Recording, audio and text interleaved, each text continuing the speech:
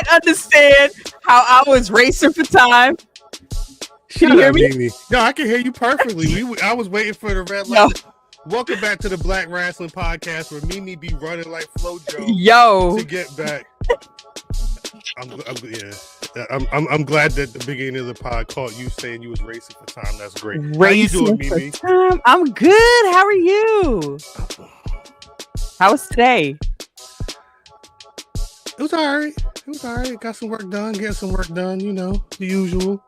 Got my Mania stuff sorted out. So okay, I see. I see you, special guest in the background. I see you. We'll get to you in a sec. Wait, who's in the chat right now? 1 second. Of course. What's going on, chat? Jermaine, do I owe you edits? I don't know where we're at on that. Shouts out to Joey Savage. That is. Peace to Antoine. 609 in the building. Sean Tragedy. I'm not gonna hold you. I've not, and actually, and special guest, I'm not gonna hold you.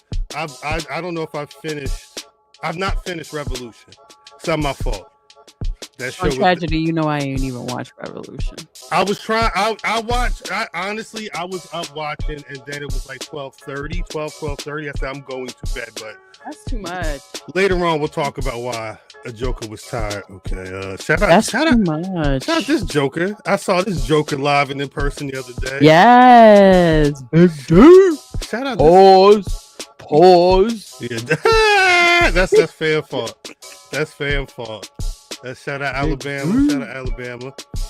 What up, man? Dramatics. Did I get a picture? Low-key, I did meet Obafemi. Yes. In Philly. It's on the timeline. I didn't get a solo photo with him until... You did? I'm saying the other day. This weekend. Yeah. Man, is somebody playing Roblox? Yeah. For sure. So shout out Mania. So arm and a leg. Actually, the prices went down, didn't they? I'm not gonna hold you. That's what the street said. I mean, and the hotel I was at in Philly was like close to Yamin, but I'm actually maybe paying less for my hotel this year than I was paying last year. So I take a look. Yeah, Roblox is Robloxing over there.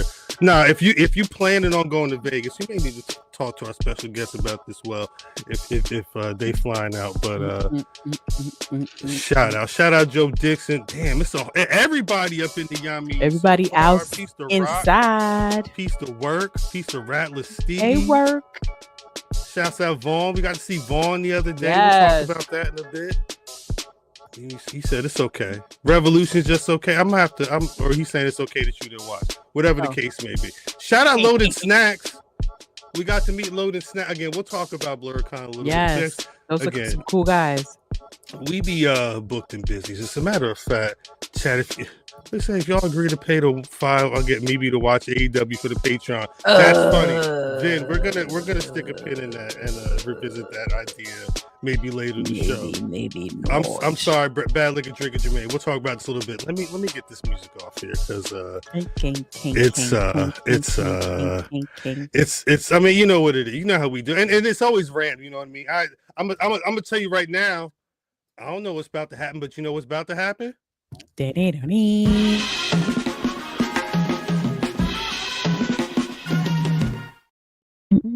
You know what it is. Every time that special presentation hits you, it's always something special. And here you go, Roblox show.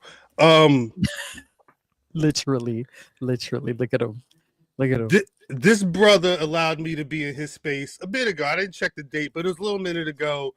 We had a conversation about I had a conversation about Trick Williams, some other stuff a minute ago. Yo, that's madness right there. But the other day, I forget had I seen, I don't remember how the conversation started. I don't know if I saw I think I saw the hats. But when BRP was together live and in person, Brother Roblox down here, we started talking about the hats, and we were starting to have a conversation in real time. So I didn't realize the hats was dropping. 316, you know what I mean? 316, one of them, you know, shouts out to like 420. Shouts out to like fans inventing a holiday. But yeah, 316. Everything Special is pro holiday. wrestling. That is crazy. Nah, but I mean the brother A.O. Baker, who I didn't realize Ad Age called this brother one of the 62 creatives to watch in 2025, which is nuts. Because for a while I just know people telling him to he was telling people to pardon his fresh, but nah, he's got. And if y'all don't know what Ad Age is, well, that's y'all what need I'm to saying. get up on Ad Age. You know what's crazy? You should be up on Ad Age because Ad Age is part of branding and it's advertising. It's the advertising part because there's brand age and there's Ad Age. You gotta get on that. I got to pay the 1 to 10 to be able to read the article. But even my brother's, it's not just like he's in the article. My brother's face. They got all these people. His face it's the first face. That's right. Let me see. You got a screenshot? Hold up. Yeah, throw that up there. Hold up. Yeah, it's no bullshit. You know what I mean? It matter. I hate how difficult that the StreamYard made this. And again, my brother, I apologize. We discombobulated. It's been a day. It's been a week. Window. Watch. Like this one I'm talking. This him right here. Look at this shit. Boom. Who y'all know? Boom. And that's just the other day. We said he looked like a monk. He looked like a monk. I can't. I don't want to hear nobody in chat say he looked like me is a thing. Nah. Like Lil U. Lil U is crazy. Nah. Let me get these applause going. Brother A.O. Baker, please. We have stalled long enough. Please. Welcome to the Black Rasslin Podcast, my brother. How you doing? For starters, man, that's a hell of a whole little blurb. I appreciate that. Man. You know what it is. That's love. You got to make sure that people are represented properly at this. That's point. right. You know what I mean? That's right. Around with a microphone with the name on it though. That's right. On there. That's what. Nah, but Ringside Club, it was a minute ago. But yeah, they had me over. Nah, I appreciate y'all for starters for having me. Peace, Mimi. I don't know if we actually like formally met, but pleasure. I feel like I might have seen you in the hallways. Yes, in the hallways of one of these buildings I used to work at. That's where I feel like I've seen you before. Okay. That's at a show. Not at the corporates. Yeah, Mimi talking about the hallways. The hallways. I thought it was a dope. You're wilding. You're wilding. In there pumping. You're wilding. No, well, not because A.O. Baker's one of the names you see. I know if you're in the mix, it's one of the names you've seen in a minute. So if it's not on the timeline, it may be outside, even ringside or Yeah, it would be at I think I'm gonna go to House of Glory on Saturday actually. I'm tapping over there. They got the joint over at NYC. Mercedes is wrestling, matter of fact. That is the 15th, isn't it? Saturday, yeah. Who's she wrestling? Oh, I bet they did. Bet they did. Oh wow. It was steady for a minute. It was steady for a minute because they announced it about a month ago or so. And when I've been checking back and forth to see, you know what I mean, if it's something I want to tap into, but once the price started rising, I said, you know what, I'm gonna back out. Yeah, I caught the real chill fifth row. Like I'm sitting down, but I'm not paying that. You know. Understood. Now you got work smarter with your dollars, especially well, and it's funny. I do because the pro wrestling machine is, Mimi's written about it a lot. If anybody's been online, you've seen it. Even if it's not WWE, like at a certain point, you may not be able to see the stuff you want to see. But I think because of that, we are starting to see the residual effects. We're not talking about this right now, but like BET's got a best black wrestler list, what is it? Shannon Sharp, one of his internet, what is it? A nightcap show. They talking NXT every week. And I know Travis Scott recently dropped that T-shirt with the old WWE logo with wrestling is real.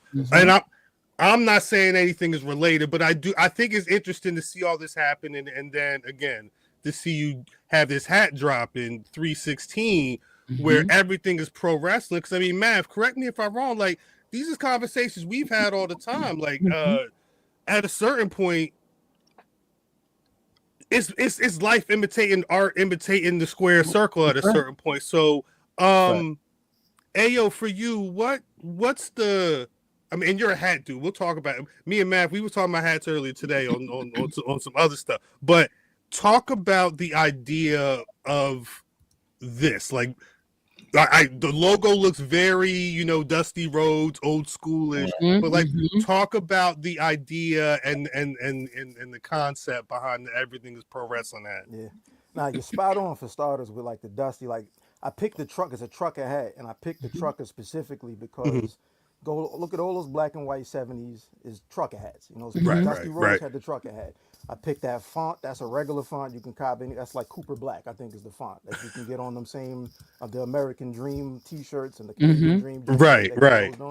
So I wanted to, find something that kind of stayed true to what, is synonymous with pro wrestling pretty much. Then that everything is pro wrestling. You just look outside. Everything is a work. Nothing is a show. That's right. That's everything is a work. The election was a work. The biggest work of all time. Yeah. So it's like these are the conversations that we had. But when you go outside and you start noticing things that look similar, I wanted to make a hat that you can rock and have a conversation piece that doesn't look like merch either. You know what I mean? Like you sound like Math. Yeah. Like I didn't want to make merch. Like I try not to make merch. I make hats. I buy I'm able to pick all of the materials out. All of my branding is on the inside. You know what I mean? Like this is official. I got 50 of them joints across the room right now. You know what I mean? Like paid for up front, ready to go. Creative. But yeah, that's that idea. It's like I wanted just something cool, for the Wale Manias of the world, for the people going to the fourth ropes of the world, people going for the coaches. Like I know what the weekend that's coming up, so that was what that's you. So you made these specifically for the jokers who know what time it is. That's going to be in Vegas. Yeah, like I drove to Philly last year, and I'm like, yo, this is South by Southwest for wrestling fans. I hadn't been to like a whole Mania weekend. I didn't even go to Mania in Philly. I was at Jabba Tears for the watch party. Shout out to Jabba Tears. Like I went to Wale. I went to Fourth Rope. We seen you at Wale. Yeah. Drank a lot. There was a lot going on. Yeah, there was a lot going on. Didn't stop the night, motherfucker. Hold on, it did not stop. At all. No, at all. Yo, at some point I saw Math. I was like, yo, what you drink? He's like, nothing. I had the card on tab. I was just like, yo, who want what? He was like, nah, I'm good, little bro. Like, it's salute for real. Yeah, this all sound like Math. That's crazy. This is the second hat that I recall you dropping. I could be a little off. The first one was the leather, the leather joint, right? Yeah, what made you like what makes you pick these directions that you're going in? Because the first one was it reminded me of like a for all the sneaker people out there, on the side of the Yeezys, it was like feathers or some shit. It reminded me of that, the print that was on the hat. How do you pick the way that you're going, the direction that you're going on these drops? I'm gonna be honest with the last one. Like part of my Fresh itself was the name of our company and brand. It's been a brand since I was in college. It started out as a blog that was like Nah Right and Nice Kick. I knew the blog. Yeah. Shout out. Yeah, I remember. But shout out the blog era. Oh, y'all were connected, but go ahead. My bad. Yeah. 2008, I started that blog. I was in college, matter of fact. I remember it blew up because like Miss Info was posting some of my stuff. Shout out Miss Info. Shout out to Miss Info. It was moving around. So it was just like this idea that I had. Like part of my Fresh was a fly phrase. And it was more, for me, it was more so about like, I have ideas and like just kind of paying homage to the creative process. This is fresh. I want to be able to share that. So fast forward, and I was like, we started making merch. People, my whole crew was making music and all that. We're using the website to promote it and all that. And we started doing merch, and then we started doing hats. And then I just like kind of put everything else to the side. I'm only concentrating on hats. So to answer your question, Matt, like the reason why that hat last year, the black on black, I wanted to kind of make a statement. So this, again, it's back to not being merch. I was doing like the print on demand and embroidered on demand for a little bit. And I'm like, I have no control over the quality of any of this. Somebody gets something, I can't tell if it's good or not until they tell me. Right. So I was like, I wanted to do something a little splashy. The whole joint was leather, all black, except for the back was a pink strap, because it's a conversation piece as well. It's like, you know, why are you wearing pink? I named the hat Why Pink. You know what I mean? I started just sharing that around. The only thing that was unfortunate, it came out around like Breast Cancer Awareness Month, which was completely not related. So I just wanted to be real clear up front that I'm not trying to capitalize on any of that. But other than that, it was a good drop, and it did exactly what I wanted to. It was like, nah, this isn't just something that you can get anywhere. You're probably not going to see anybody else wearing it. But if you got one, and I only made 50 of those too, and they sold out like pretty quick. They gone? I got like 15. I got about 10, 11 left right now. He said we need one. He said hit him in the send the PayPal link. We definitely gonna post that, and then we're going to hit you. I got a larger head, right? Pause. Again, we was having a hot conversation earlier today. Yeah. So do I. So it I need special kind of shit, because you had it on the back of the first one. Pardon me. I'm gonna get to the second to this drop. On the first one that I remember, it had a different kind of snapback back on it, right? Yeah, it's like the regular strap. It's the strap back joint. Oh, it's a regular. I can't fit those. Nah, it's a bigger hat. It's a bigger cut than I was a C-section. So I'm more of, I can't stand him.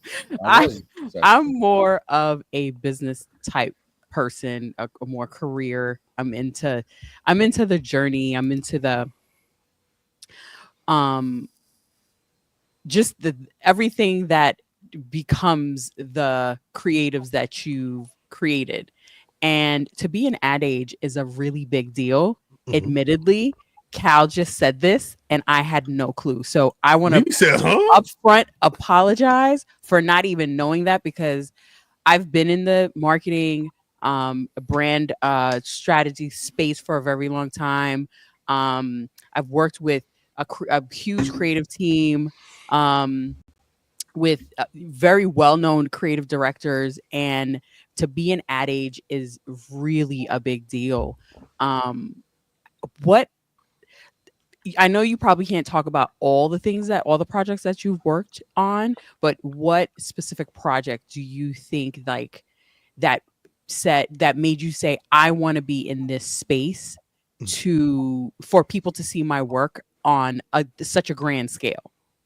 I think like what attracted me to, I technically like wrote my first ad as an elementary school contest, right? I was like 3rd grade, 4th grade, and the winners, like the top 3 or whatever, would get their ad on put up in the post office. Shout out to Roosevelt, that's where I'm from and all that. Okay. So we so I wrote, it was an anti-smoking campaign, right? So I wrote and came in 2nd place. Like my ad was just on this big piece of poster board. I can't draw, I'm a writer. So, you know, I did the best I could, and it ended up coming in 2nd place only because something was wasn't grammatically correct. It was like, if you would have changed this or put this over here, 1st place, you got it. Right. So, and then between that and always like just humming jingles, grew up in a musical household, that type of thing, it was always attractive. And then everything I've done has always been like pretty marketing related anyway. You know what I mean? And I'm always been playing around with words and all that. So that's what kind of attracted me. I started out in the music industry, and I always knew I wanted to go in the direction of advertising. I just wanted to like start my own shop, so to speak, and ended up, you know, working, which it turned out to be the best thing ever. But I don't know if it was any one piece of work that attracted me, but that inspired you to like that one thing that said, okay, I feel like this is my best work, but this is the one that I'm gonna stay in the game. I'll tell you the flyest thing that I could say about that particular ad age, that came out, I had just flown to London, first time in my life. I was in London when that ad age joint came out, working on a Heinz commercial that I wrote. 3 Heinz commercials, part of it, that I wrote. That just mustard! I wish. I did Heinz baby food, matter of fact. But shout out in a completely different like direction. Usually it's just nobody pays attention to a baby commercial, right? these work. Like it's basically like the parents are stealing the baby's food because it's that good. And the response that it's gotten from everybody that's seen it is like, nah, this is actually like really, really, really, really good. And it started out on a Google Doc. You know what I mean? It's on a Google Doc that I was like, yo, what if we do X, Y, and Z? And then that flew me to London. You know what I mean? While that dropped, I was going to that shoot the next day. So like that was dope. I've done like there's one Blockbuster store in the world in Oregon. We've done all the work for them for the past like 2 years. The first project I worked on was NFL Thursday Night Football when they launched on Amazon. I did that. I've worked with TikTok for the past year and a half. So a lot of their marketing and their projects. They did the fly. I don't have a song with Cardi B, but I got a billboard. You know what I mean? Like they put the billboards up, and I went over to Citi Field, was where one of the spots was, and just took a picture. Like, yo, I did that shit. Like my wife had just come home from work. I'm like, yo, don't even come inside. We're going to go get a picture of the billboard. Right. Like just crazy. Some of those have just been just fun. You know what I mean? It's like that's the thing for me is like I'm able to still remain like a kid, basically, just coming up with stupid ass ideas that somehow somebody's cutting a check for. No. You treat it like a 9 to 5, but you don't have to clock in a 9 to 5. I mean, that's a real using that creativity to fund your life. That's dope. Yeah. Like some weird ass words put the food in my fridge, man. That's dope. Jeez, why hats? What you always been a hat guy? Yeah, like hats and sneakers, and I'm like a get fresh guy, not a get fly guy. I think there's a difference. You know what I mean? Like I'm comfortable. I put on whatever, but I ain't really all that. I'm not. If it just dropped, I might get it. I might not. I feel you. You know what I mean? Hats, I just think specifically like people put the rest of the outfit together, and sometimes the hat is used to complete it. Sometimes it's the other way around, but it's like a very specific type of accessory. Like when you actually put it on, it's like, all right, something, especially if it says something, then you meant to put that on. There's a little bit more meaning behind it, Hell yeah. So when one of the people who just purchased this right here, everything is pro wrestling. Yeah. And they about to step out, give them an idea what you would step out in so they could kind of, you know what I'm saying? So they could kind of. I'm as super simple as possible. If I'm putting this on and I'm going wherever I'm going, I'm black sweatsuit out. You know what I mean? Like I'm black sweatsuit out. As far as kicks, I've been real big on those jumbo logo blazers. Like I got a bunch of those.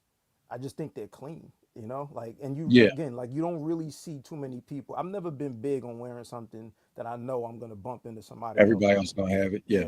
I never owned a pair of Jordans in my life for that reason. Wow. Wow. I like that. I read about white Air Forces until I got old and said, fuck it. Same. Yeah. I didn't have forces for a while, but it just made sense. Look at this hat, though. Let's say you're going somewhere special. That's not black sweatsuit. That's not the attire. You got to put that shit on. I might do some black Timbs. I might do a nice good fit jean. Mm-hmm. There you go. I'm real simple, bro. I might do a nice little black button up or something. I'm definitely not wearing the leather to go with the leather. Like that's too much leather. That's too much leather. So will you feel a way if you were to step out and see me with the hat on and you got the hat on? Would you feel a way? Nah, because I know who you got it from. I know you. You know what I mean? If we bump into each other and you got like I appreciate that type of shit. Say less. You know what I mean? Hell yeah. Say less. Man, if we bump into the same thing, it's love. We all gonna have a hat on. I'm gonna let you know we're all have a hat on. Yes, I want it. Math, you would feel a way? Nah, I don't care. You did when you and Corey had the same shoes on. You have the same shoes on? I can't. Y'all had them 5s on them. Yeah. Remember at Fan Beverly? Oh no, he just got out the stock room, so he cheated. He saw me. You know what I mean? He just came from Foot Locker. He just put them shits on. You been had them shits, is what you said. Yeah, you know how I go. So outside of the hat, shout out to the hat. are you working on anything else outside of pro wrestling that's big that we should keep out for? We should keep a lookout for on our on the low 30-second. Propping number 12, that Irish whiskey. Yes. That we shall not Shout out to speak of. Proximo. Yep. Yeah, exactly. Mm-hmm. Their work that's about to come out is got a couple fingerprints of mine on it. Okay. I just wrote a deck of cards for them. Like it's like a 30 cards like theirs. I can't get a slogan. There's all kind of NDAs and shit. Yep. When you see it come out, there's gonna be some influencers in a big ass media company that may or may not be Barstool, I believe. That's nice. I love it. That's coming out either tomorrow, Saturday. There's a bunch of stunting going on right now. I love it. I know. I love it. I love came it. home from the meetings, man. Like it's just fresh on the mind, bro. I'm just doing a little this and all that. It just sounds like facts. Is it stunting if it's facts? I mean, That's at a certain point, it is what it is. Other than that, man, I'm chilling. I ain't doing too much. We gonna see you in Vegas? Yeah. I don't think I'm gonna head to Vegas this year. You gonna be at Jabba Tears again? Yeah, I might hit Jabba Tears. Word, yeah, I might hit Jabba Tears. I was about to, and then it's like it's just so much going on. Yeah. It just got busy. It just got real busy. It's a lot. But yeah, but I'm around. Hey, I'm gonna say this. I know that link is live, right? I could drop that link in the chat. You know what? It says 316 available. It's available now. I want cop. You sure? Are you sure? Yeah. Like it's available. Right. Like, I'm throwing the link in the chat. 316, but it's good to go right now. Yeah, that's part of my fresh either or. It started. I bought the domain Pro Wrestling Hats too. I bought that like back in 2017 because I was like, Pro Wrestling Tees is dope, but they just got like 4 hats and ain't nobody paying attention. Shit. Yeah, I mean, as a hat person, like just like old school wrestling hats, like I remember looking at the WW because WWE is now like fanatics and lids and all that, so you can do all this stuff to the hats, but the hat itself is like, I don't know, piece of my blood. I don't know, like that hat. I'm like, I don't know if that's really what I'm trying to rock all the time. It's good to see people taking initiative to be like, oh, let's focus on some pro wrestling hats. But I did in tune with that. This is hashtag Wrestle Hats is a thing. I mean, so this feels like this about to be. I mean, it's literally the beginning of a different franchise or a phase in what you're doing. Hopefully, like I think this could be. For me, this is a collection under like part of my fresh is my baby. So there's going to be some of those, signature hats that have just the PMF logo on it. But I think this could be a thing.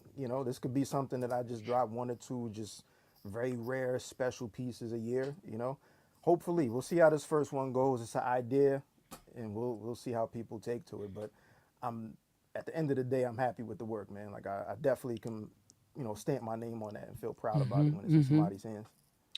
Hey, is there a way I can get a hat that says there's no hair under here, so I'm not hat fishing? You know what I'm saying? That's gonna be the next collection. It's just bald. I'm with you, brother. Bald. Because you know what I mean. I don't want to have to be like, no, ta-da, like you know. What I'm saying? Like, not ta-da. Facts are facts. She's like, oh, I'm sorry, Unc. Like, you know what I'm saying? What you saying, DDM? I was going to say, how do you feel about collaborations or housing other? Okay. Yes.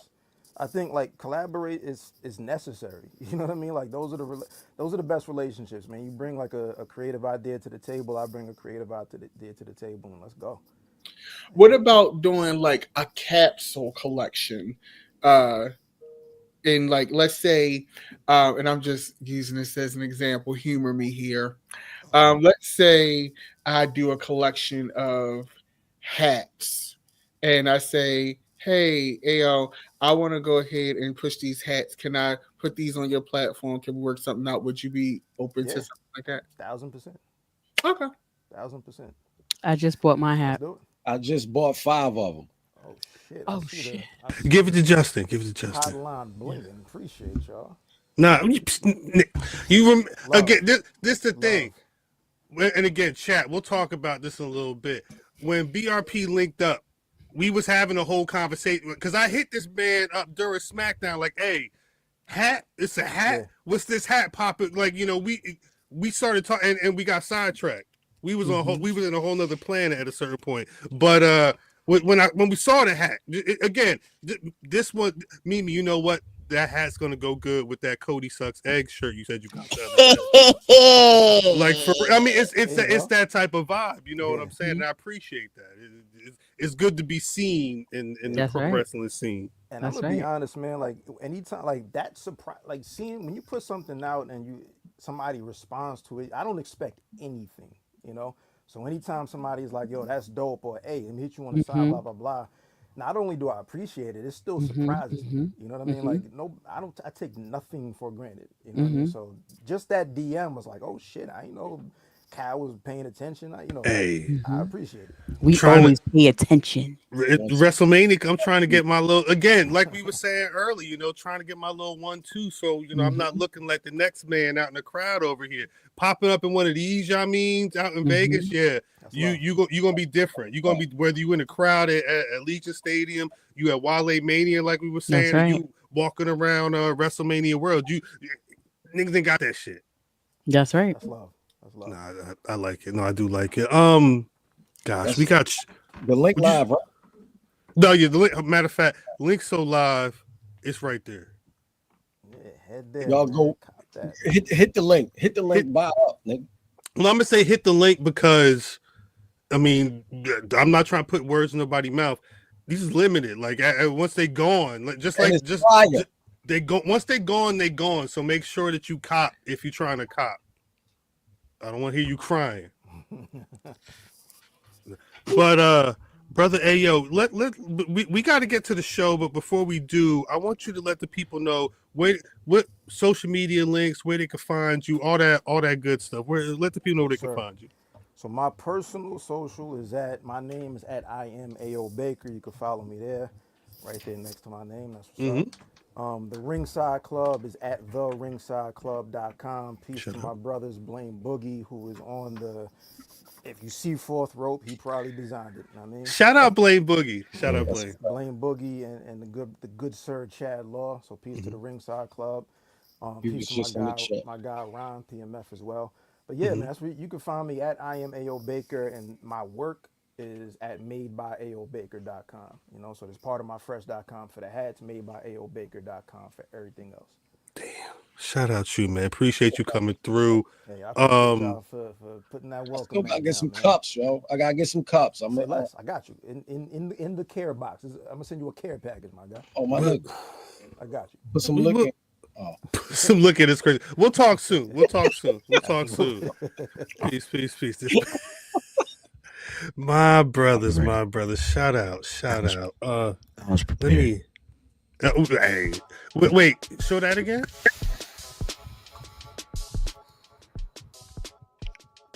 Where's that bottle at? Is that the bottle from the other day? This one. Nah. Those have been gone. I did buy this. After. Yeah, I did buy this while we was out there, but That's that shit mean you got You stupid.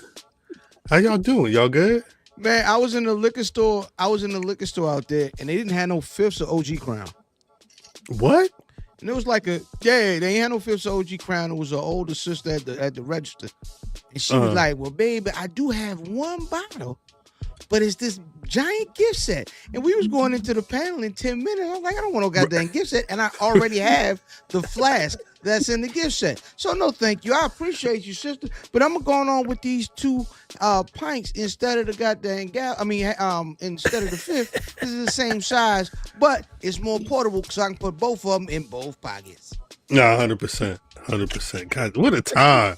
When he had on that trench coat. Yeah, he pulled him out the trench coat. He was peddling something. He pulled him. That's why DDM had the mask on. DDM had to make sure something was going down. Yo, when that nigga was drinking the tea with the mask on. What a photo. What a time, yo. What an actual time. Am I recuperated yet? No. Because I have it. It's the time change that's fucking everything. Yeah, that hour. I didn't really do nothing to me. I'm actually happy. That's because you young. To be, I'm happy to have more daylight and less. Bullshit. I'm happy. I'm sorry. That dark at 4:00. That depresses me. No, yeah. I like to. Did I realize that I have seasonal affective disorder this year or something? Like, what's the sun? Yeah. The sun's definitely. I don't know if it's Alvin and his brothers outside my window. Somebody, when it hit that time, them niggas get to singing. I'm what like, time? Is that Theodore? Is that Theodore? Yeah. What time of day? Yo, like, what time do they start? At 5 a.m. I think they start earlier than that. I think they start at 4. It's too cold, ain't it? At 5. You don't hit them at 4. You don't hit them at 4. I don't get 4. You sleep. Listen, what I'm saying is I don't get up for another 15, 20 minutes. Mm-hmm. My nigga, shut the fuck up. They can't. That's nature is the problem. Wasn't doing this before we push the time. That's actual nature though. Like they clock is wide different. Is fan frozen? No. Yeah, he froze. Yeah, he froze. Yes. Yeah, he froze. Hat fishing. Yeah. No, I definitely think I love personally that we have more light outside. My mood is different and my anxiety is less. I welcome, as a person who has been a lifetime winter person historically, I welcome 7 o'clock sunset. Yes. I do agree. I 100% agree. And I think I realized that this week. It ain't much. I just went outside a couple times and walked around. I enjoyed it as well. I enjoy that part, but the fact that these niggas are singing off my way, singing like the men out that motherfucker. And I hate Theodore now. Theodore. Singing. I don't want that shit now. What they singing Jodeci? What is they singing at 4 or 5 in the morning? So you're having my baby. You mean so much to me. You and I will never. They doing. That's what they doing. But the thing is, they sound like Casey and JoJo now. So they lit. They sound like me. Oh, they lit for sure. They lit for sure. D Bullock pause said, "Ooh yeah, ooh." Ooh, forever Sinead. That's ridiculous, yo. I don't like it. I guess that's the one thing because I don't think my body's adjusted yet. I'm still like, I've been waking up early and then having like, nah, nigga, you got an hour. That's too it's too early. It's too early. So I like it. I'm a fan. I'm gonna go get my. I'm a fan. I got my whole mouth scaled. Oh. Yeah, I got the. Oh, you got it already?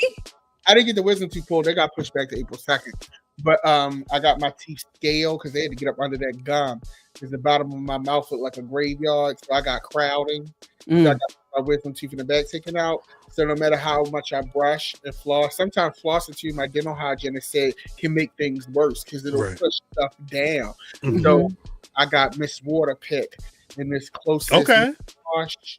I did full. Oh, Vaughn got his wisdom tooth pulled today. Today? Yeah. What you doing here? What you doing here? Vaughn, I hope you high watching this. I hope you took a pop to Yamin and you just sitting there like in a cave. Yo, when Vaughn keyboards start to say AWRT, Vaughn gonna be typing, fuck y'all right now. Get out of my face. But everybody has different responses to wisdom tooth. Like I talked to some people and they were like, oh, it wasn't that bad. I was eating the same day. Like my homegirl, she was like, I got them pulled, they numbed me. And it was fine, but hers wasn't impacted. Mine's ain't either. Mine's a fully grown in, so they don't have to cut anything out. But yeah, it's really, everybody's saying different stuff. Like I went today, and the lady, my dental hygienist was trying to numb me the fuck up, bitch. Like she was trying. I was like, hold the fuck up, don't be. I don't like drugs. I like very little drugs. So I was like, just don't be putting all this nose in my mouth, bitch. And so she put a lot on this side, and I was like, sis, it's too much going on. So she put a little bit on this side, and I was fine. She was like, oh, you a trooper? I said, yeah, bitch, I'm a whole homosexual. I can deal with you putting shit in my mouth. I'm a whole homosexual.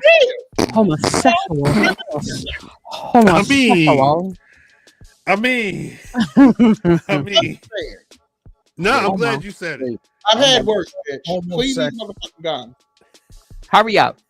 I've had worse. I've had worse is insane. I've had worse. I'm adding that to the list. That's right after it's. I don't know where to go from here. What you mean you don't know where to go from here? Start the show. For real. Hold on. I'm like, where's fam? Nah. I don't. Again, he was frozen. I don't know what happened. Start the show. This is before you start the show, Cal. See. Oh my God. So, I don't care, maybe. Shut up. You're gonna see why. What in the Hades? Teeth. Teeth for this. So.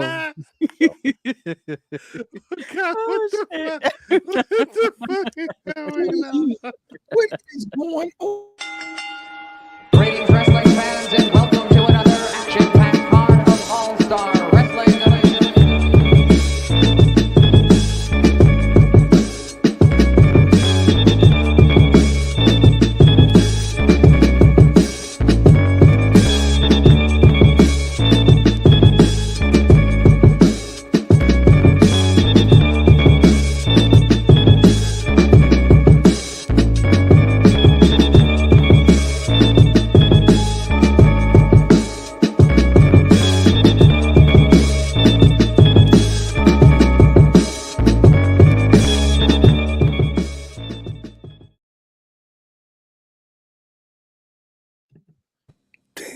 Welcome back to the Black Rasslin Podcast.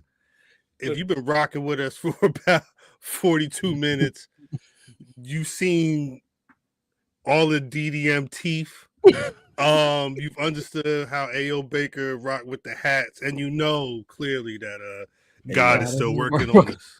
Yeah, they said that's a mouthful. Because we some shit. That's a mouthful is insane. When Dab said I done had it, you know what? That's a mouthful. They said that in the chat. I wasn't paying attention. That's a mouthful. Y'all wild. Y'all wild. Mouthful is crazy. Y'all are wilding. As always, that's your brother down there. As always, it's your boy Cal. As you can see, I ain't got no title. I'm just here with my squad. I'm glad I got to see them over the weekend. We'll talk about that in a little bit. You can see them on the screen right now, especially if you popped in youtube.com/Black Rasslin. Hit that subscription, hit that like, hit the bell, all that shit. Squad is on the line. It's me. I'm sorry. Champ. Say what's good to the people, yo. He's a piece of shit. It's facts. This nigga got a fur on. Oh, yeah. From your excuse school. me. Excuse me. I'm sorry. That's made out of beaver coochie.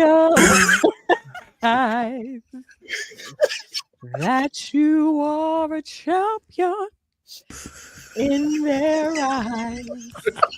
Yes, I did, because I packed it up and brought it back to the crib. Yo, Wanye West. Mimi Kid is crazy. Mimi Kid is funny. Damn it, Doc. Hey, yo. Is she drinking out of what? Mimi Kid is crazy, yo. That's brute. That is brute. Somebody said Beaver is crazy. DDM.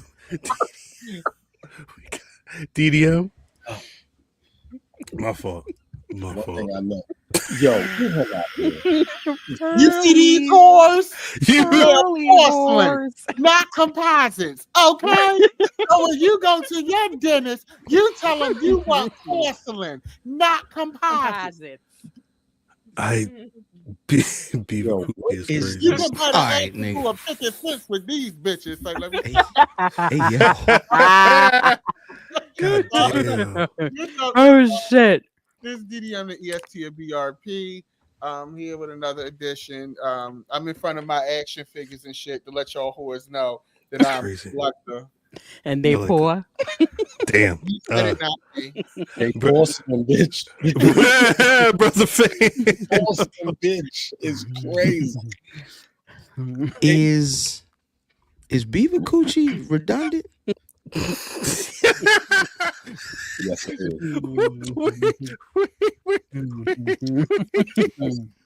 Whatever, nigga. Fam. Fam. I'm sorry, cuz. Brother man.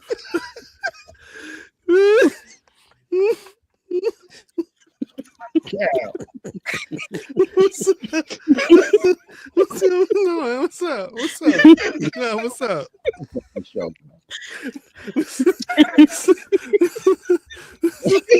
I didn't even think about it.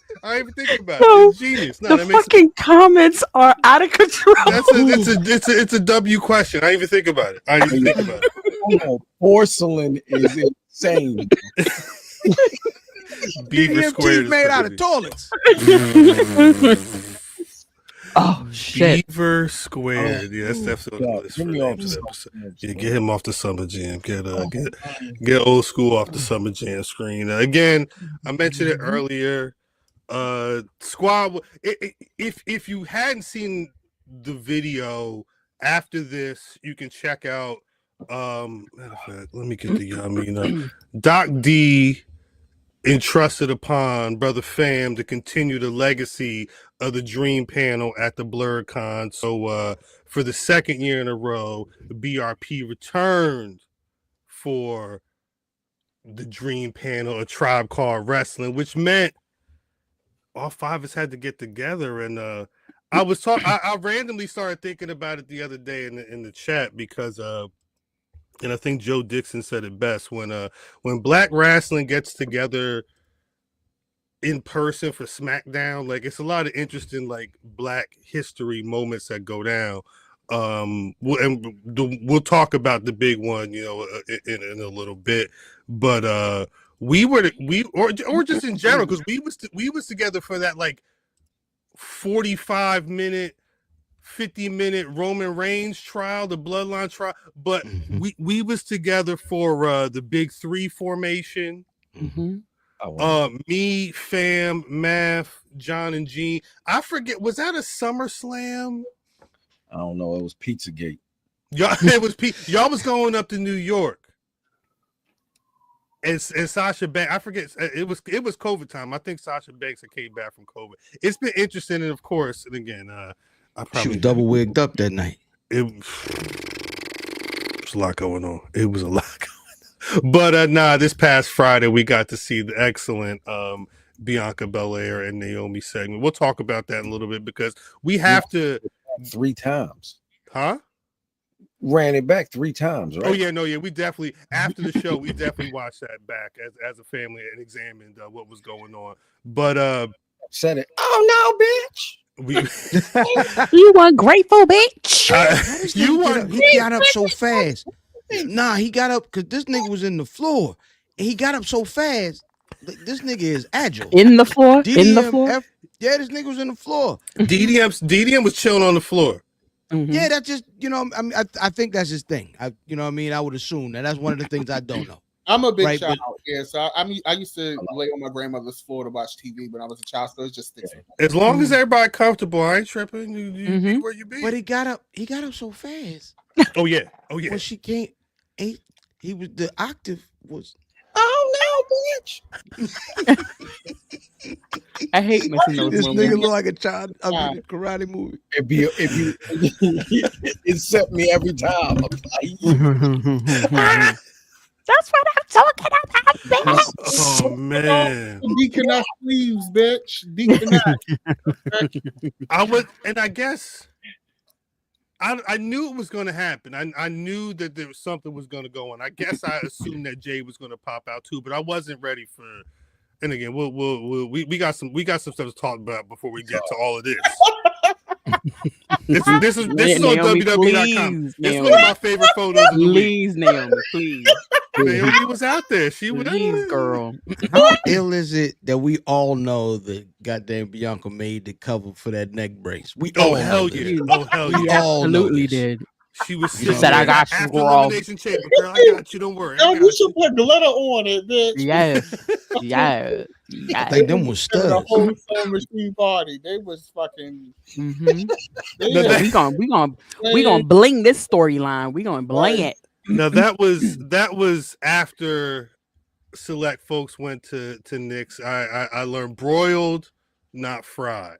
On the crab cake. Fried is fine, but broiled is the Oh, don't lie to him. Don't lie to him. The thing is, when I go, if I'm gonna go to the town and eat how people in the town eat, I want to eat it the way I'm supposed to eat. At least the first. I may try a fried. Really, never. Either way, usually with a crab cake sandwich, like if you go to Fadley's in Lexington Market or the old Fadley's in Lexington Market, it's most of the time fried. You can have either one. But rolled is like, ooh, you fancy bitch. Like you know, like I ain't gonna lie, I wanted a piece to get crab cake sandwich after I saw it, even though I had my own crab cake. You should have said so. No, I want to encroach. You should have said so. You could have took the utensil and got a piece before I Mind ate. you, You should have said so. Next time, said restaurant. Said restaurant is a hop and a skip. It ain't even no jump, just a hop and a skip from DDM already. DDM is there now. Right. that room is in the back of the restaurant. That's my favorite place in the world. TDM said, I could put my fingers back here. All right, that's it. Mm-hmm. But yeah, so we went to Nick's, rolled back to Fam's house, watched the SmackDown, drank good, and we had to go to bed because again, the next morning everybody had to get ready to get the BlerDCon to get the blurred in. So Cal, what's up? Really quick. We got there early. Early. And not dumb early, but it was like it was not 11 when we got there. Right. It was dumb early. So it made sense though. Because we parked right across from we was right there. We was right. We walked across the street. That was a beautiful. That worked out well. However, what did you think, Cal? Because I don't know if niggas really got a chance to like walk around the con and see the things. Oh wow. Niggas didn't get the chance to like walk around the con and see the things. What did you see? What are the things you saw that kind of jumped out at you? And shout out to the sister that had that fire shirt of the nigga Felicia Johnson. Yeah, yeah. I think homegirl who she said she had a print of she did an illustration of Felice Johnson, and it was written. It said, "I like you, and I want you." But she had like reprints of it, and she had it on the T-shirt. I'm not gonna lie. I'm always impressed by like, cause you could literally buy a ticket to the BlerDCon and play the game all day. Yeah, like they got the old school Simpsons John. They got every system, whether it's like the newer one version of the NES or like Xboxes and PS4s and whatever. And they run in Mario Kart games. You little young niggas lucky we was on the time constraint. I saw y'all playing Tekken. I seen you. It was a good amount of them over there too. It was a good about dozen. Man, if you muted. Oh, he muted. The other thing, I mean, again, aside from seeing the squad that we saw, seeing a dude outside dressed up as Hulk Hogan in 2025. Because we got me and Fan, after we walked around a little bit, we got some food and we got to sit down and really like cosplay watch. Mm-hmm. So we saw a Rock, mm-hmm. we saw a Hogan, we saw Mankind. Oh, shout out. Bowling. No, we saw Peace. I saw a Black Macho Man.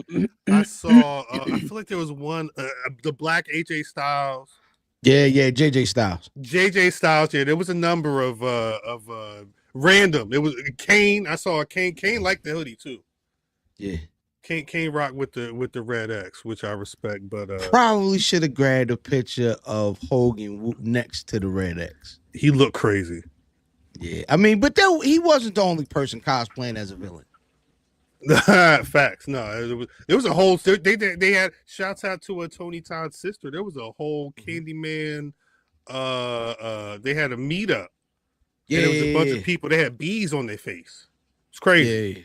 Shouts out. And Vaughn was out there. Vaughn had his. I don't have a picture of Vaughn on me. Vaughn had Michael Jackson. Thriller. There was a Roman cosplayer too, wasn't there? Yes. Vaughn stepped out as Mike, but he ain't want to battle no other mics. Nah, he just want pictures with other mics. Yeah, you got to battle. He hit the Ricky Styles. He said Ricky Starks. Saints. I'm sorry, Ricky Saints. That's what I meant to say is Ricky Saints. Okay. But yeah, he hit that pose before the end of the night. Strike a pose. Mimi cooked up this clip of our panel that I did not. Yes, Mimi sent over this clip of our panel. That was her. Shout out to Cat Suit. Shout out to Seeing Doll. That's right. Yeah, I had a feeling. I saw the angle of where that footage was. So now here's for those who haven't checked out our panel video that I posted up the other day. Here's a quick look at what it looked like to be across from us goofies doing the panel on Saturday afternoon. Greetings, wrestling fans, and welcome to another action-packed card of All-Star Wrestling.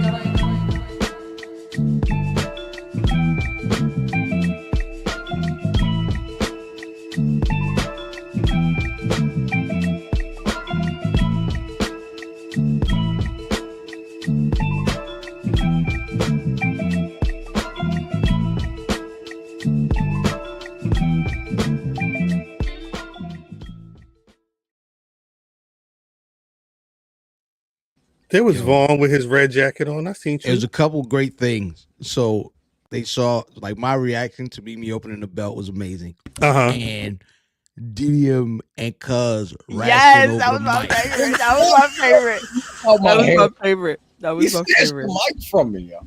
He snatched the mic from him and then said, "Hey, you tried Mother Green, and you thought the crowd was going to be on your side, and they gagged you." I wasn't gagged because you took the mic. DDM, you was fighting over that white woman. Yes. No, here's the thing. No, he tried.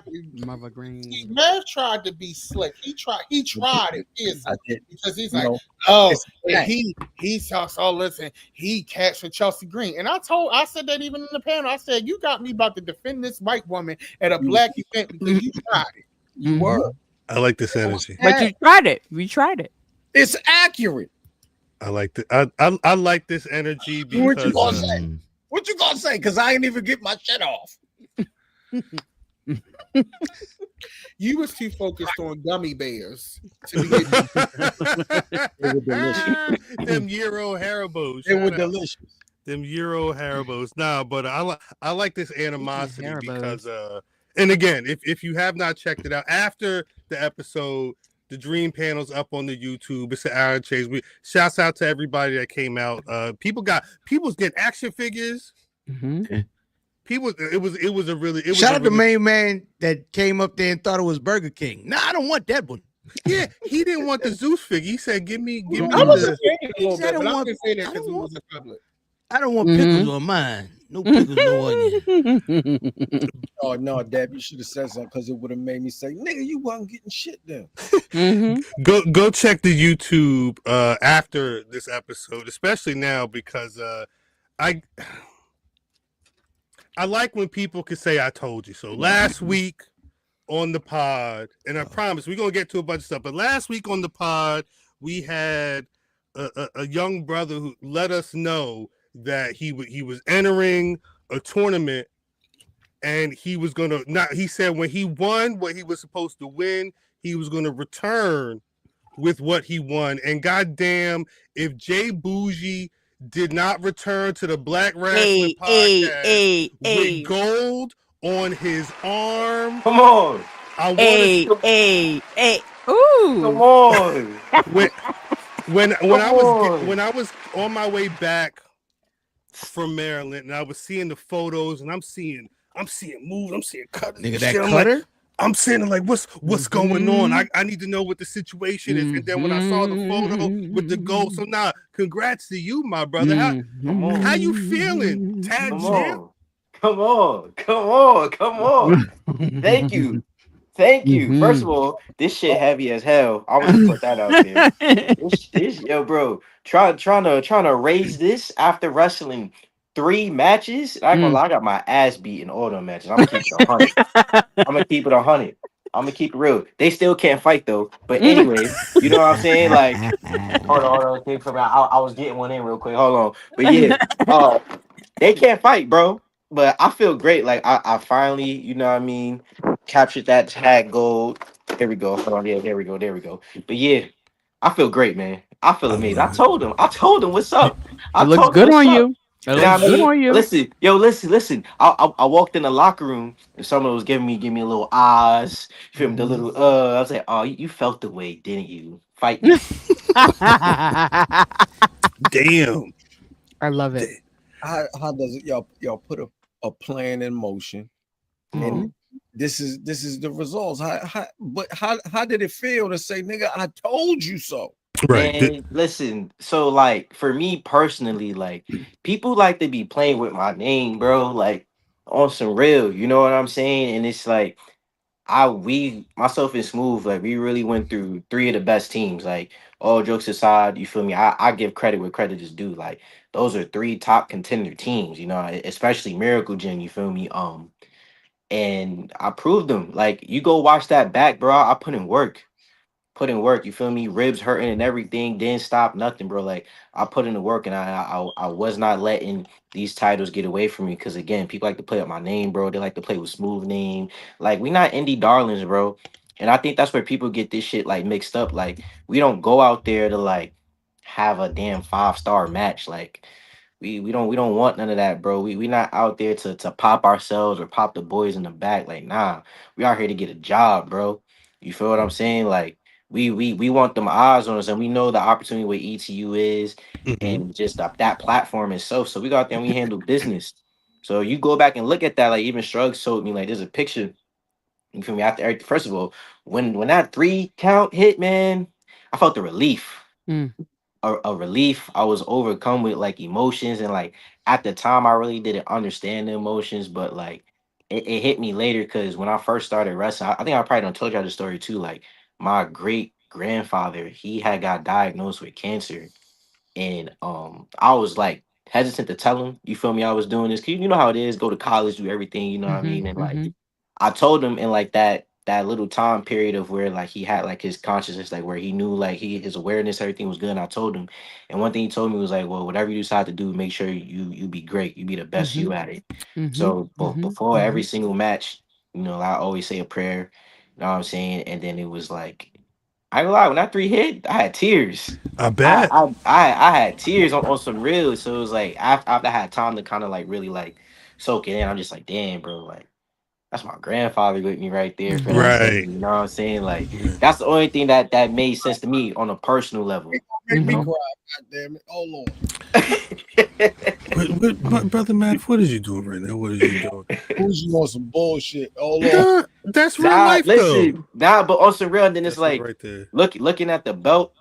To DM Stevens, like he was holding. I'm just looking at this shit like, damn, bro, like I really did this. We really did this. Because again, like people want to play. People want to play and act like I'm not one of the best out here. You know what I'm saying? I don't pander. I don't kiss nobody's ass. I don't ask no favors. I put in the work, bro.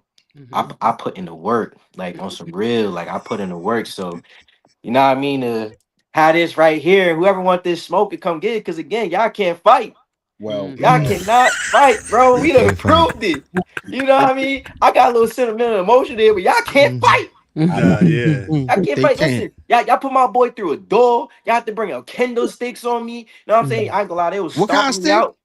They had kendo sticks, dog. That's crazy. Yeah, it was. in the building, big. Yeah, it was wild. It was insane. Boujii, you newly crowned champion. Yeah. I saw you the next day. You back in the fucking gym. You ain't smooth. Yes. Back in the gym. Who do they have lined up for y'all? Or are you prepared for what's lined up for you? Man, are they prepared? That's the real thing. Cause like you gotta look at it this way, bro. Like we was hungry to get this. Like when you imagine to keep it? Come on, when we first started Killionaires, it was us and Ken Broadway. Like we came in to help Ken on some real. Right. Like we came in to help Ken. That's what that was. You know what I mean? Things happened. Ken moved away, and like they thought we was gonna just, all right, well, Killionaires is done. Nah, fuck that. We here. You know what I'm saying? The very first thing we faced off against is one of them WWE ID boys, Bryce Donovan. Feel me? He was and Bobby Orlando Shook Crew. Bodies, body bag, first ones on there. You know what I'm saying? Like that's what smooth. And I was like, all right, yeah, let's go. Then the one after that, they put up. I forgot what they put up against. It was I think it was the Pillars from Detroit body bag. You know what I'm saying? After that, we ended up facing Fresh Air right before they became IWTV champs. Body bag. I remember that. Like, you know what I'm saying, bro? Like we went through everything to really get these titles. So to keep them, they got to be on a different type of time. Smooth got home. Smooth drove, I think 8 hours. Got home at 5:30. I finally went to sleep. Again, I got my ass beat. I'm gonna keep it 100. Finally went to sleep. I woke up, took a shower. He texted me like, "Yo, I'm finally home." I'm like, "Damn." Then he was like, "I'm about to hit the gym." I was like, "I don't know, bro. I might need a day or two." And then he was like, "Nah, bro. Like, nah." That's what he said. And shout out to Chris Bay. He was like, "I look at people like Chris Bay who will be on the road. You feel me? Traveling, doing everything, and the very next morning in the gym." And I was like, well, the gym is open. He said, if you're going, I'm going. I said, fuck it. We out 6:30. We in there. There you Got go. up, showered, hit the gym. Yo, I'm here. Yo, I'm here. We was in there working, bro. That's that mentality. You got to. And then like right now, Strugs, a lot of people saying like go be a champion. You feel me? And now some people would take that as like, yeah, like go be a champion, you know, like, yeah, go do you. Nah, I'm taking that as a challenge. You feel me? Like I still feel slighted in a way because like, why are you telling me go be a champion? I am a champion. You know? So now I gotta be I gotta tweak out all over again. You see, I'm not the problem, bro. I'm not the problem. Boujii said we start from day one. Bro. This is day one. And it's y'all, it's Marcus Mathers, right? He Marcus, he the ETU key to the East champ. He's like that's like the heavyweight champ. Yeah. So y'all got the promotion on your back, man. So you 100%. Y'all prepared to go out there and represent. You said yes, but I want to make sure because it's you talking that fly shit, and I anybody. Like matter of fact, I'm gonna put it like this because I know you mentioned this the last time I was here because Homeboy was in the comments. Pure ignorance. Chaz, listen, Chaz. You come on, look. Y'all supposed to be a tag team. I think y'all they was on a PWI tag team too. Yes. Congratulations to y'all. You feel me? We fell just slightly short of the match requirements, but hell, we went through 3 of them in one night. So now let's go. If you want to have a shot at these, holla at me. You feel me? Bammy said they put up the money, whatever promotion I had. We got the sponsorship on deck already. I get Smooth out there. We get it situated. I can finally whoop your ass. Finally whoop your ass. You've been waiting on that, right? But that's my people, so you gotta take it easy. Hey, listen, man, your people, nah, because we got mind our business. Yeah, listen, I love you, but Chaz old. You gotta let him fight. You gotta let them fight. God, we got to, and you know that too. You know that too because you're like, you know what? I got the sponsorship. I got the sponsorship because I know family gonna handle business, and that's it. Let's just handle this business. I ain't gonna whoop them too bad. I ain't gonna whoop them too bad because I still gotta carry this heavy ass belt home. I gotta get into the car. You know what I'm saying? What? I'll make sure he get home too. He already done cut his hair, so he look a little funny as it is. But you know, stop. Wait, now, Boujii, we fight, put it together. Yeah, somebody got to put this together. Yo, listen, and look, we sanctioned to defend these any and everywhere, any and everywhere, any team. Now, come on, Boujii, I appreciate you taking the time to do what you said you was going to do and show up with the belt on your arm. I want to ask one more question because I did see you're at House of Glory this weekend, right? Yeah, man. Yeah. What's you saying it like? Yeah, because I got to handle some more business with homie's name is Sweet Cheeks. You feel what I'm saying, Joey Silver? I got to handle business. Hey, Sweet Cheeks. Hey, his name is Sweet Cheeks, and I got to handle business with Sweet Cheeks. Because now look, I'm gonna tell y'all a quick story. Quick story, right? Don't get it. My House of Glory debut. Go make it clap. Was against him in a 6-way. And you feel me? He got the better that night. He don't won. He been in my business ever since then. And Buddy got a little tight that I won the #1 contender spot last show. Now he running around using all the extra muscles in his face to frown. He always usually smiling and whatnot. Now he using other muscles he didn't even know he could use. So now I gotta handle that. I'm not you gotta handle that. You gotta handle that. Handle your business. Sweet Cheeks got tight. Yeah, Sweet Cheeks got tight. Yeah. On that note, Boujii, you was just here the other day. We have to go to more because I don't know how much longer we can keep this show going. Talking about Sweet Cheeks. Hug Lil Boujii for real. Yes. Add J Boujii everywhere. Come on. That's Come on. right. Address me properly too when y'all at me. You know what I'm saying? Champ. I'm sorry, champ. No. Y'all good. I'm talking about them bums and doofuses out there. Y'all need to know what's up. I like doofuses. Come on. Atlantic. That's right. Atlantic Tag Team Champs for ETU inaugural. Hey. I said I was gonna do what I was gonna do. Y'all still can't fight. Still can't fight. And come on. I appreciate y'all, family. Let me come on here. You know what I'm saying? Flex a little bit. Because, you know, I don't come on here all the time with belts because belts is regular. But come on, this is different. This is different. Appreciate you, my brother. We'll talk soon. We'll talk My soon. belt ain't regular. My belt ain't regular. Okay? This should be good. He going to try and take that belt soon. Boujii, you got to go. You got to get out of here. I'm going to go. Good luck this weekend. We'll talk soon. Love y'all. Peace. Love y'all. Peace. Oh, I love him. Nah, Boujii is great. Bougii's a champion. Shout out to matter of fact. I feel like my nephew. I ain't even gonna lie. Nah, for real. That's family for real. Peace to Boujii again. Him and Smooth, the Killionaires, picked up those Atlantic tag teams. Just shouts out to them doing the damn thing. ETU doing what he said he was gonna do. Doing what he said he was gonna do. With an Escalade rim. That's a big ass belt. He been working out. He said this shit heavy. He said he hold that shit like Alexa Bliss. I'm sorry. I only said that because I watched match. Speaking of Alexa Bliss, I watched her the match where Naomi beat her for the title about 8 years ago the other day because gosh, it turned out to be some cinema on SmackDown. Why you got that picture up of her? That's the cover for the week. What you mean?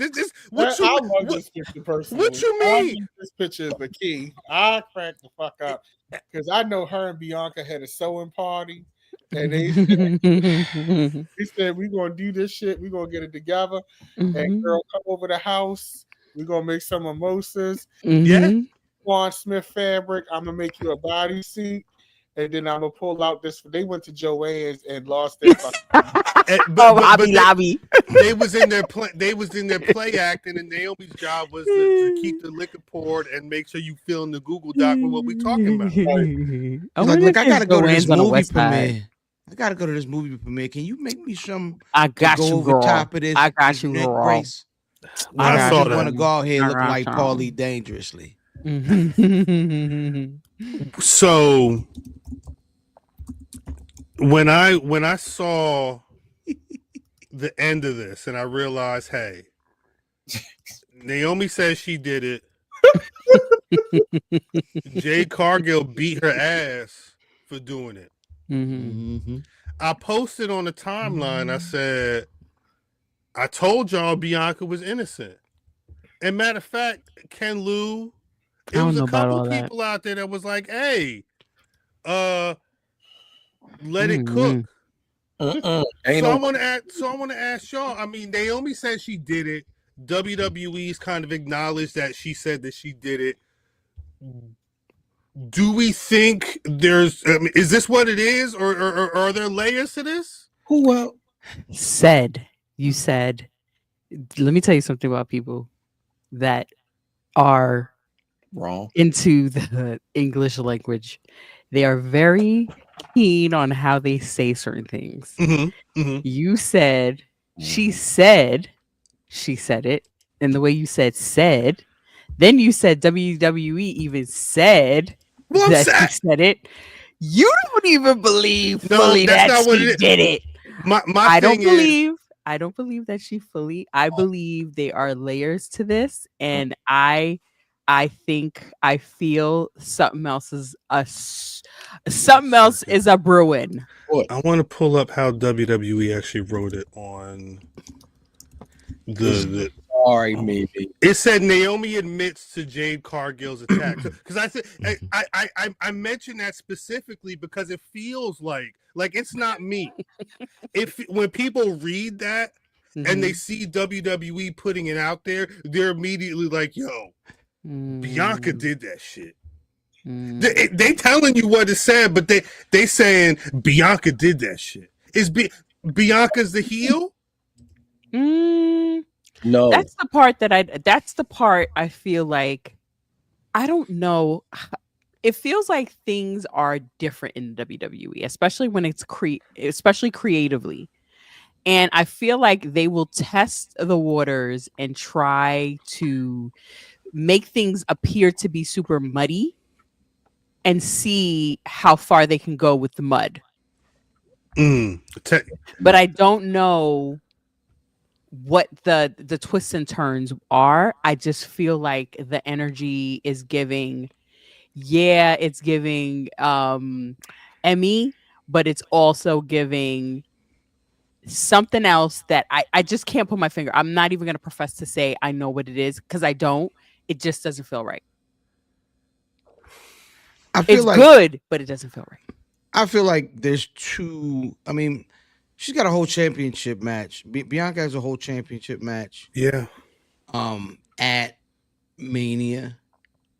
I believe that the quote unquote mud may be, how does Jade feel about Bianca post this situation? But I don't think we're gonna get like a "I did it for Bianca" moment. I think Naomi. I think Naomi is a lone gunman. You know what I'm saying? But there is more juice in the situation, depending on, you know what I mean, how folks feel their way out. But yeah, a lot of people are talking about the chicks from Meta popping up on Sister Naomi's behalf, and that will be hard. This ain't the first time I seen somebody say Bailey was involved too. Bailey. This is what I'm saying. Like the way the conversation we just had about the way WWE wrote about how Naomi saying she admitted to it. People have been looking into the Bailey aspect, going back as far as War Games and that whole conversation of getting them all involved, because the whole thing was, we've been beefing and now we got to be a team, just like it was the year before. So at a certain point, they had to kind of come to grips with, all right, we're going to align with Bailey, we're going to align with such and such and be down. But when Bailey was trying to be like, hey, I'm cool with y'all, I promise. I'm not trying to do I know I was down with Damage Control. I know it's been a bunch of shit, but I'm cool. People were giving her the side eye, like, don't trust that woman right there. So when people say Bailey, it makes me think to back then, and people, because I do think a lot of everybody watches the show different. I think some people will watch the show thinking, hey, Bailey's the culprit. She's been conniving before, go to role models, whatever. Maybe she's the orchestrator, and they could give you a short dissertation on why they think that'll be. I don't believe that. But it's giving BAFTA is funny. WWE could win a BAFTA. They are international. I'm sorry, Didi. What you saying? I guess for me, I'm just enjoying this. So I'm not even looking at it trying to figure out what's going on personally. This is the first time where I'm just like, oh, what's going to happen next? Like, right. Next we go SmackDown. Like, I'm not even looking at it to be like, yeah, girl, because when Bailey was in the corner and she had her I didn't even see that. He coughed. And that's how they break it down. It was the cough was real hoarse, and you know Bailey talk. Do some tweets, do some searches. You know what I'm saying? Like it's like, come on. I blame EA Boss. Yeah. Damn. I just thoroughly enjoy this. I think both ladies did a phenomenal job. Bianca in her deaconess outfit. Naomi and Naomi we sort of foreshadowed the heel turn because when she came out of the Elimination Chamber, she had on her regular black wig. And she had her black wig lately. I think Naomi did an excellent job with the range and the acting, and you ungrateful bitch. I should have pushed her sooner. Harder. Harder. Sooner. That when he jumped up. You ungrateful bitch. Like when he jumped up. It was well done. I did it, B. I did it. Yeah. It was just so good. And like I was kind of annoyed because looking at other wrestling forums and other I really have finally realized that race is just always going to play a factor in how audiences view things. And, for as many cheesy things that I see in wrestling, like, and I've said that, I'm like, all of the shit is cheesy, but we love it, right? All of it is cheesy. But to see on certain wrestling, boards and forums, people like, yeah, because the acting was hard, and this, that, and the third, and all that. I'm like, y'all literally cheered a man saying yes, giving super kicks.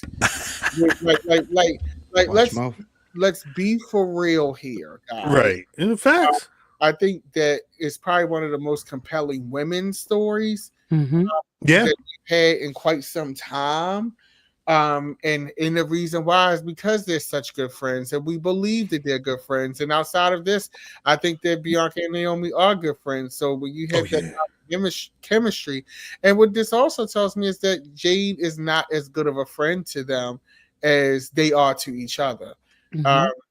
It just doesn't feel with Naomi and Bianca. It's I'll never forget when Bianca's first WrestleMania happened, when she won the belt off of Mercedes, and there was a picture that was in one of their Instagram stories of Naomi putting her braid in, and this was when she first came up.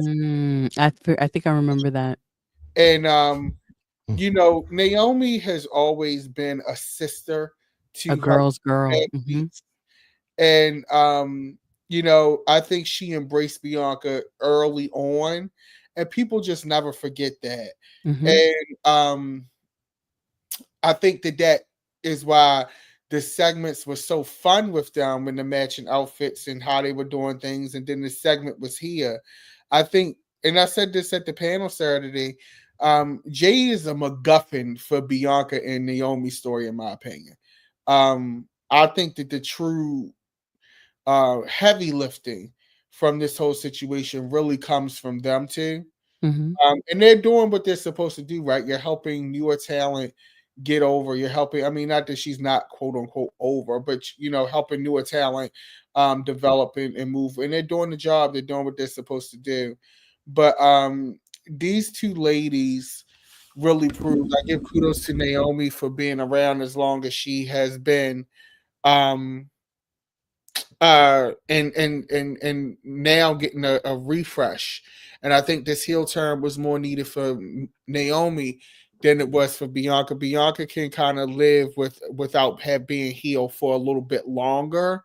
Especially with this situation. I think this situation helped both ladies because it's made Bianca's character more interesting now because she has to deal with this, and it totally helped Naomi's character because now we're trying to see how this affects Naomi's moveset, how this affects how she fights in matches and things like that. So there's a lot of meat on the bone and a lot of things that can come from this. I think it'll be interesting to see where Jade goes because do you have Jade keep beating Naomi up because it doesn't work if Naomi doesn't get one-ups on her. Yeah, I don't want to see Jade beat up Naomi again. We've seen it twice already in the last 2 times they were together. Yeah, it makes it that if it keep happening, it's kind of weird booking, right? Mm-hmm. Right. If it keeps happening, it don't feel like it's a WrestleMania match. But then it kind of makes the necessity of her maybe clicking up with some other folks. Right. Yeah, she still needs some backup against Shorty. Yeah. I think they got to be careful, right? They got to be careful because they got to keep everybody here whole. I want folks to reserve their judgment for what they think they're going to get from Sister Jade, as we don't know what she's been up to. We have seen her on vacation, but she could be back. She could have been, hopefully she was back there sharpening her tools, but more importantly, hoping she was back there talking to someone who can get her to work properly, as we don't need her to be putting on a million moves. She's the biggest girl. She needs to be the monster she's supposed to be. Yeah. I forget who asked, and I'm sorry. Somebody asked, because I hate when we do a whole show and then like a bunch of information pops out and then it feels like we're playing like dumb catch up. But like over from Friday, I guess from Friday throughout the weekend, it's been random stories popping up about Jade. And before we say anything, though, Vaughn, the MacGuffin, DDM saying that Bianca's a MacGuffin for the story is the truest shit he said that Saturday. I mean, that's the MacGuffin. You saying, well, yeah, but regardless, like Jade being the MacGuffin, like that's just that she's literally the story wouldn't be happening if it's just what it is. But I mean, I'm surprised that people are not understanding what that term was at BlerDCon. Either way, we're at a time where there's a lot of like dirt sheet talk and tweets. Like there was a whole story that popped up about Jade and Shayna Baszler having some type of issue. If I'm not mistaken, what I read was that Jade Cargill had commented or critiqued Shayna's work in the ring. And then there was a PLE where Bianca and Jade, I guess they faced 2 of the 3 out of Pure Fusion Collective, or it was a match. And I saw there were clips of Shayna with Jade in like a choke. She had her yoked up, and they were saying that was her trying to say, "Oh, I don't know how to do holds. Escape this hold in the match." But from what the reports were saying, Shayna wasn't the only one that had issues. She was just the one that kind of decided to get physical. And like as the reports were going out, people were mentioning it. They mentioned it in the panel before our panel that night about Liv Morgan had a tweet that seemed like it was referencing what Jade was saying in the video. Chelsea Green had a tweet about somebody talking about wolves, and you know, I'm sitting here like it's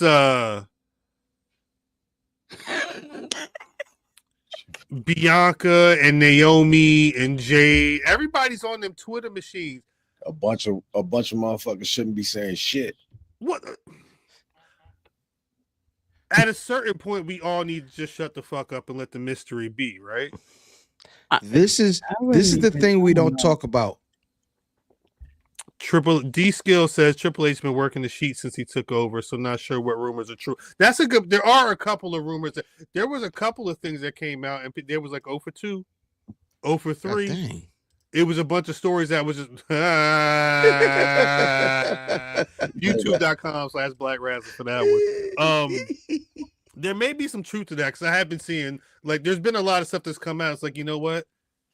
That's a lie. That's a lie. But if I hadn't seen them images of Shayna Baszler yoking up Jade Cargill, she choked out. That just felt regular. Like I can't imagine that she would say something like that. Jade? Yes, because she's not like you just got here. I thought she said it after she got choked out. Right. That's what I did I read it wrong? I could have read it wrong. I thought oh yeah. That was her response allegedly was to after that incident happened. I'm sorry if I read it wrong. I don't really like to speak about these types of incidents. Yeah. Somebody asked us to speak on comment since they asked.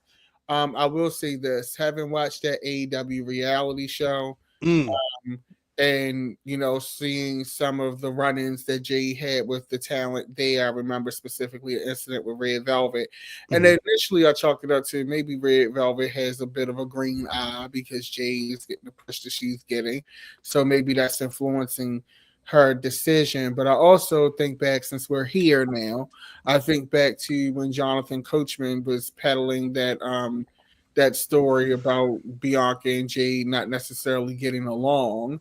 And then you have this story with Jade and Shayna Baszler, which we don't know if she said it to Shayna Baszler or not. So we don't know anything, honestly, is what we don't know. But yeah. We can't say that.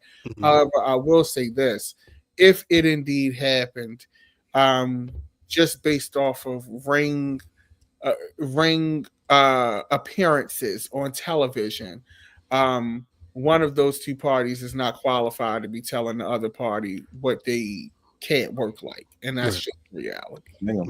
Sting them. I mean, facts are facts. But again, it's I think time is very interesting. All this stuff happening and then multiple stories, but that's why I think the comment about the working of the sheets, at the very least, that Twitter play, anybody tweeting and quote tweeting and going back and forth, I would assume I don't even know if that's breaking the fourth wall at this point.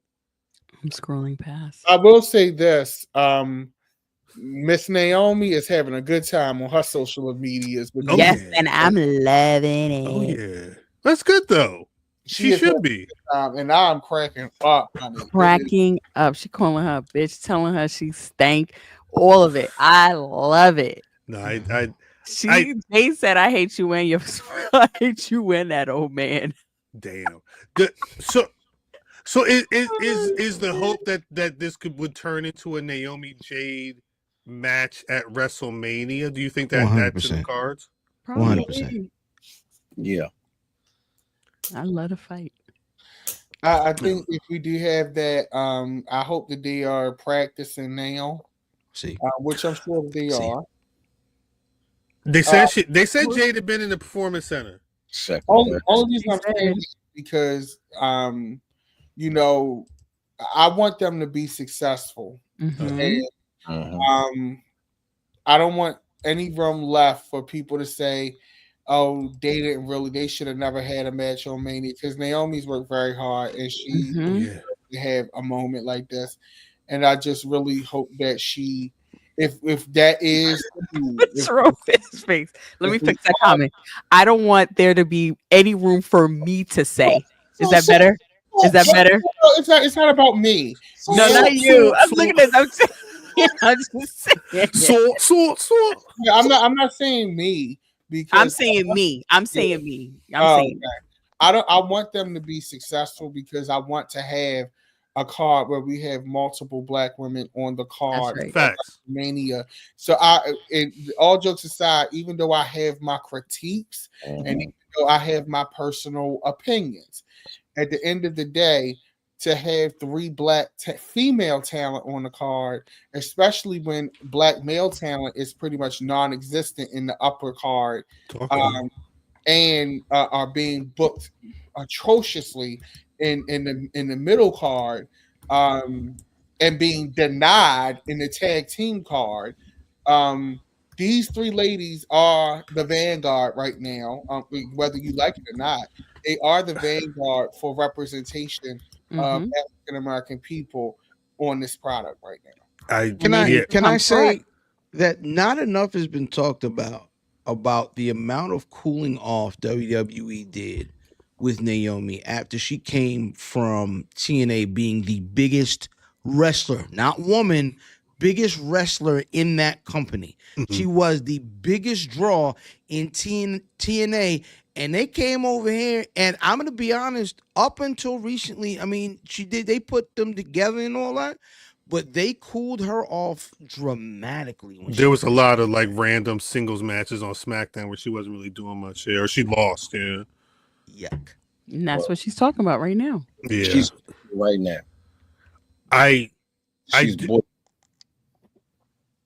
What'd you say? No. Go. I said she was boiling, but no, 100%. Well, and I like that. I once she started to break, once the tears started to roll, and what'd she say? Every time I try to step up and clock in, you guys, you always hold again. However she worded, like that was some real shit right there. That was some real shit. It's funny though, because for as much as people talk about Bianca possibly being the heel in this instance, I love the fact that she's got two totally different storylines, because on SmackDown it's the it's the dissolution of the big three. Or Raw, they cooking up a whole triple threat match, and she ain't even having she ain't talking about Jade. She ain't talking about Naomi. Boiling. She mentioned it. She ain't have to, is what I'm saying. Boiling. She's boiling. She legit has two totally different storylines of two totally different shows right now. She could totally not acknowledge them and still be good. She damn near winning that championship in Vegas. I believe, and it's one of those words I hate. It's one of the words I hate in pro wrestling. But don't you do it. She wore a bunch of folks like a backpack this past 365 plus. She deserves it. I knew you was gonna say it. Get it? I knew you was gonna say it. I was gonna say don't say the D word. I was gonna say don't say the D word, but I mean, look. Can I say the D word? Say Can the I D- say the D word? I think if there's anybody that would deserve it, Bianca's been on her grind as a champion, not as a champion. And I think the key is again, on the mic, she is total pro wrestler. She knows how to deliver them lines. She know how to take slaps from Io Sky. She know how to deliver the emotions with Naomi and Jade. She's the GOAT. She's the GOAT, Cal. I don't give a fuck with nobody. In WWE right now, I don't know who's better than her. She's the GOAT. On all cylinders. Ain't nobody hitting like Bianca's hitting right now. Prove me wrong. I'm on my Ain't nobody proving you wrong, because it is what it is. Facts is facts. It is what it is. Cry to your mama if you think it's something different. I love this bitch. What I'm saying is, I love this bitch. There's nothing that she can't do. That's right. It's nothing. She's whoever you say is the best, she can do whatever they do. Facts. Plus. Really? Wow. That's facts. That's always been facts. I always felt like that. Okay. Always felt like that. All right. There she go. She cooking. She cooking something up right now. She got some Haitian mac and cheese. She cooking right now. All right, don't with some bell peppers. Yeah. You see. Don't bullshit me. She waiting for that 50 conversation. Don't worry. She's a superior athlete. That's right. Yeah, Maserati. She's a superior athlete. I think she's a superior wrestler. Period. Yeah. It's nothing you can. I think she's really acquiring all the skills and homegrown. But the key was seeing that segment on Friday and then Monday seeing a totally different segment because again, we're going from we are squad. And I found out that the girl that has been we tag champions, we going to NXT, we going to Raw, we going to SmackDown, we riding the road and we cool, like y'all was saying. Naomi's so cool. Naomi made Sasha Banks look cool. I'm gonna just say it. And I think Bianca and Naomi, when they get together, they really match energy. And because you can see with that segment the other night, them creative juices really be flowing. Bianca then went on Raw and had a totally different conversation. She had a look. My time is going to this WrestleMania right now, and all I got to do is beat this champion, and I've got the other behemoth in the division on the other side of town telling me that I did it. If there's somebody better in the WWE women's division than Bianca Belair, prove it. I don't think anybody's arguing with you. You can't. I'm on my own against the wall. God dang it, he's singing. You know I will never fall. Facts. Because when the crowd, they hear me roar. And now they see I'm way much better than before. I never needed you at all. No, he's performing. Remember, I told y'all it wasn't no way they was gonna stick together if she had music that said I'm on my own. I knew that wasn't gonna last. I knew it wasn't gonna last. I got y'all now. Why she fall down? I guess we've been talking Raw at the Madison Square Garden. Mimi, how you feel about your boy returning? in the brick by brick. Life is good in the world. Hey, press the button. No, actually, yeah, I think that was definitely one of the biggest. I told y'all niggas. The only thing you didn't predict was him showing up in the brick by bricks, honestly. Yeah. Nah, you know he's gonna be bricked up. Or that Heyman shit. I don't like that. That was listen. That was slick. I don't like listen. You don't like the Heyman shit? I don't like the brick by brick. I like the brick. Too red. It's too red. It's brick. Bricked up. It's brick. No, you know what it was? As I was Jose. I'm not mad at the brick by bricks. I ain't gonna hold you. I like them. But anyway. You can't wear them in your hood. Me? Nah, I take them outside. You see these lights? Look at these lights. Yeah. You ain't got them in the hood, cuz.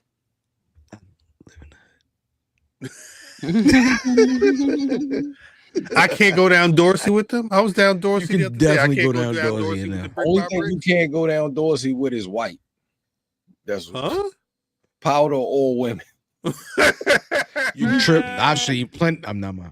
I could go to the flea in the brick by bricks. Yeah. Yeah, you be straight. Yeah.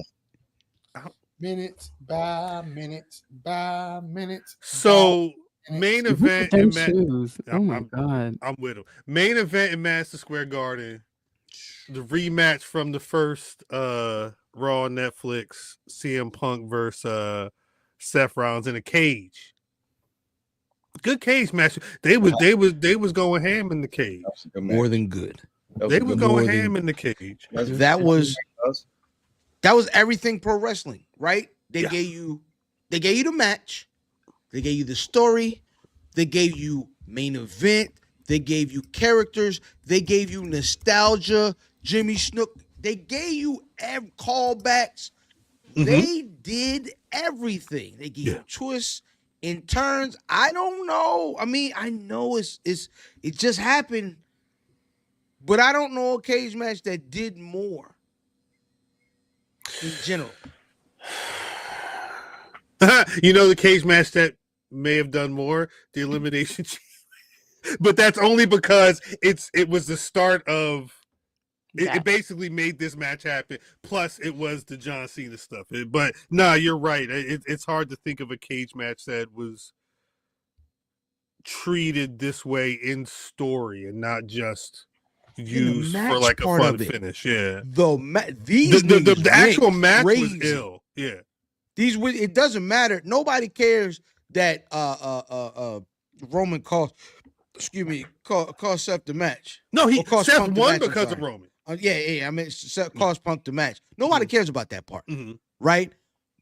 It was spamming finishes, doing each other's finishes, everybody kicking everybody's finish. It was just they did everything. Now, I guess that's the question. So, again, Roman ran out at the end of the match. If you're watching on the monitor with Michael Cole, you just hear, yeah, you don't see nobody, and then all of a sudden, Roman come out, because the door was open. Seth was about to be out, and Roman pulled Seth out the cage, and then he was basically trying to get his payback from the Rumble when Seth hit the double stomp on the floor. That's the last time we saw Roman. Great, that nigga threw the cage first. That was yeah. No, he was going ham. That's what I'm saying. The whole segment was ham.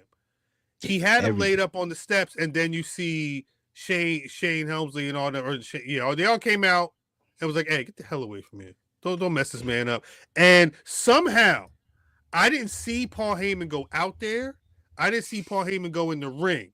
Somehow, Roman look up and say, "What the hell is Paul Heyman doing hugged up on CM Punk, whispering, you're just gonna be good, you're gonna be good."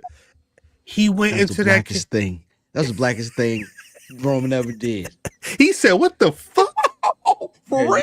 You ain't ever see a girl somewhere she ain't supposed to be? Who's this nigga? That's what it is. Your girl somewhere she ain't supposed to be. And that's Tommy from work? Who the fuck? Who the fuck is this? Yeah, that's what he said. Who the fuck is that? That's what Roman did. Who is this? His face. Yeah. Beautiful. And then they showed the wide view. Mm-hmm. And they hugged up. Who did that? Who is that? Is that the other nigga at the bottom of the credits on the way out? Who framed that last shot? Leaf was that? When you seen Roman on the side, and you could see them two niggas. Yeah,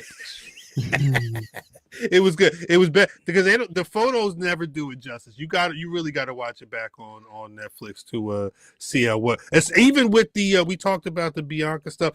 They were talking about the rave reviews. That segment got a lot of it. We talked about it that night. Was that camera shot of Jade coming out the whip and going all the way to the ring? That was a one shot for the most part. They've not officially announced a triple threat. This kind of feel like a triple threat, though. Yeah, it's the biggest match they can do. Well, all right. What's the favor? This is the question. I'm gonna present it to you first, Matt or fam. You said this was the biggest match that they could make for WrestleMania without Rock. Yeah. Especially for Roman, I don't think anything else has the weight. Like it's Roman. I thank God. I love that it's not Bloodline, right? I love that it's a Roman story. It's Shield flavored. You know what I'm saying? That history's there, yeah. Yeah, and I dig that. And it's three guys who top of the card. You know what I'm saying? You put the powers together. Give the people, you know what I mean? Give the people a main event that didn't need to be the cinema for over months and months. Just give them a good old fashioned wrestling main event. You said, Mimi, how you feel about Mimi face? This being a triple threat? No, Frooks. I mean that. I don't like it. I think that Seth and Roman have a heavier story. The story's been told for 11 years. Yes. And every time you pick it up, it feels intense. And I think Seth does a very good job they both do a good job of going in and out of it because it keeps getting interrupted. Yeah. And I think in order for it to finish, it needs to be a one-on-one. And if anybody is going to be a part of that, it should be Jon Moxley, but we probably won't get that. They said all three of them hit. Did they all three hit curb stomps? It was some move they all hit over this last period or whatever. Anyway, and I just think that sorry, Chad, I ain't been looking at what y'all said. Seth should not. Seth should beat Roman. I think he deserves. I hate that word as well.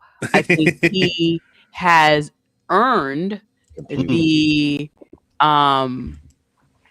to be that guy. To have never, well, I feel like he beat Roman. Like I feel like Roman beat him once. I just can't think about it. But if he never beat Roman, if Roman never beat him, I think he should have that. He should be the one to get the win over Roman. Yes, Seth I believe never beat Roman. Right. I don't think he should. Not yet. I don't think he should. I don't think he should beat him because he's the reason why we're here. You don't think Seth should beat Roman because Seth was the one that stabbed Roman in the back? Yes. Gotcha. I think that small caveat, that dig, I think he should have that. Yeah, I don't disagree with any of that. I think this story is going to be told over a very long time.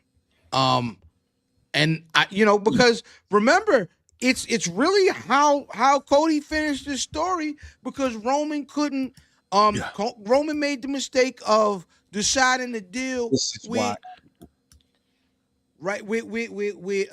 Seth instead of the matter at hand. Which, hey, this is dope, but this is my point. My point is this: with them three together, is the biggest WrestleMania type of match. Now, they can have this feud over years and blow it off, but I don't think that feud with Roman and Seth is where it's going to be when they get there. And I think it's going to be over time. Yeah, that's actually why that was a question I wanted to ask, because earlier you said this was the best match they can make, and you said main event. You think is this a night one main event? Is this a yes, 100%? Hey Cal, can you go back to Mr. D? Pause. This one, they teased 2 triple threats and not going to book both. This. Oh, because Seth, Roman, Punk is a triple threat, and Rhea, Bianca, Io. Honestly, I feel like both matches are happening. It's not possible for 2 matches to happen. It's definitely possible. Correct me if I'm wrong. Were there a number? What was WrestleMania 20? Were there a number of triple threats? I've seen people talking about that as kind of like, you hear them building triple threats this year. They're kind of going to be going back to that 25 years later. At the very least, those are the only viable triple threats I think of right now. Like the way they're building Seth, Roman, and Punk, I'd be surprised if it's not the 3 of them at WrestleMania. What would the story be? Because if CM Punk's not there because Heyman gave him a favor, Roman just gonna beat up CM Punk. He ain't worrying about his match. You saw what he did when he saw them hugged up in the cage. I don't think that's the being there isn't the favor. Yeah. I think we get that favor that night. And Roman loses his wise man. So it's a triple threat with no stakes as the main event? Or do we think they add something else to the pot before WrestleMania? They don't need no steak. They can be regular chicken. What is Work saying? He doesn't think the favor is being called in for Mania. We've all just been assuming it. That's true. Well, yeah, but I But mean, they've been talking about the favor since War Games or before War Games, right? That was how he got to be on the team. Yeah, niggas is gonna assume. I mean, this is how the WrestleMania clock works, right? That's how it works. But see, that's also Punk winning is how you would get, because Punk winning the triple threat. Yeah, I mean, that's a whole nother conversation. But Punk coming out on top can push forward Roman Seth. Because the truth is, we need Roman Seth. We also need Seth Punk. That also they got to finish that. Yeah, yeah. It's definitely stories that need cats. Seth won Monday, right? Seth technically won Monday when Roman pulled him out the cage first. Yeah, that was a win. Yeah, but he got his ass kicked, but he won the match. Punk won. What was that? Punk won Jan 6th, the first Raw on Netflix. Yeah, they even. There's a rubber match that they can make if they wanted to make this a singles match at WrestleMania. That would be the rubber match from this year. This feud for this year. All Heyman on the pole. Gianca, what you talking about right now? What could you be talking about right now? This show is go. Was there anything else from Raw that folks have thoughts on? A lot of people been talking about that Chad Gable situation, especially because it was a whole different person that got arrested that night. I think I mean, we are now officially just about a month away from WrestleMania. So it's time to kick it into high gear. It's looking like the men's matches are selling a ticket at this point. I want to see what Tiffany and Charlotte match give. Yeah. Because the build to it has not been that great. The return is not giving what it needs to give so far. And as a real Flair fan, I have to be real with myself. And just acknowledge that. I don't think it's her though. You think? What do you think it is? Not her. It's not her. It's Tiffany. I think she's even tried on social. I don't know what it is with Tiffany. I felt like she's never been a social girl anyway, but I feel like once Charlotte came back, and I feel like her energy completely changed. Tiffy time is over already? I didn't say it was over. I just feel like she's weird. Like she's regressed. It's because not in the ring, but Cause say it when you know what I mean, when that you that shit when you in that Chrysler 300. However, nobody is a phantom in this. No one's looked like a phantom in a situation. No. And this is the fact. Like, right. I'm not saying what I'm saying is she's not looking. It goes both ways. So if somebody she can't make her look too bad because she's the champion, right? And she always gets shit for making somebody else look like shit. So I feel like, and I'm not capping for the queen, but I feel like it goes both ways. Cambridge asked the question though. This is why I feel like I think it's amazing to kind of play and blend lines, right? With telling a story, but a lot of times when you can't figure out, and I think the booking is hurting this more than either participant, because they thought they were going to go away with Charlotte, and the folks said no, right? And that's kind of it though, right? I mean, right? How can you book around that? If the folks wanted Charlotte to be the heel and they wanted to boo Charlotte, and they give it to her, and now they don't want the story no more. I mean, that's it. I don't want to say the people booked this, but like Tiffany may need to have been the heel, and Charlotte should have been the babyface in this. But the people ain't want it, and that was a conversation coming out of Royal Rumble. Remember those promos Charlotte did what Cody did recently. She did the promo on SmackDown. She did the promo on Raw, and both them, and then she did in the NXT. Both those nights, all of us saw the fans wasn't really feeling when she was coming out, because she was just coming off the story of her and Andrade and all that stuff. They didn't want to hear the downtrodden time I've had in a year and change. They wanted to hear, "Oh, you the heel." The reception at NXT was better. That was the third time, right? I think she figured it out. I think she figured out how to deliver what she was supposed to be saying there. I don't think that she's had a better night segment-wise since that NXT. But also NXT is always the better crowd. NXT is always more receptive to what they get, right? Like they're the folks. It's why like weird gimmicks will get over down there, but then when they move those folks up, it don't work because that NXT crowd is a comedy club. We're here to love what's supposed to be going on, and they normally do what they're supposed to do. I think you're right, but I think the problem with it, I think the thing is we ain't even getting the story that they're telling. If you were to tell me what the story was between Tiffany Stratton and Charlotte Flair, it stops right around that NXT. Mind you, the story we're talking about from SmackDown was Bianca and Naomi. And Jade, we don't even know what that match is going to be at WrestleMania.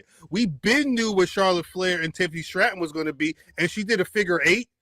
Most people was like, what are them boots? I'm no disrespect, but there's a lot of people wonder what the outfit was more than remembering that this is a storyline for the top women's title on that show. She's not a top competitor. I think there's for this to be the storyline for Charlotte Flair, if people wanted to look a different way, there's a number of factors why it doesn't. And I think you can really look at it. I don't think it's just one thing. I think it's a perfect storm of. I do agree with Cal on that. Yeah. I think that Tiffany has been a heel her entire time she's been with the company.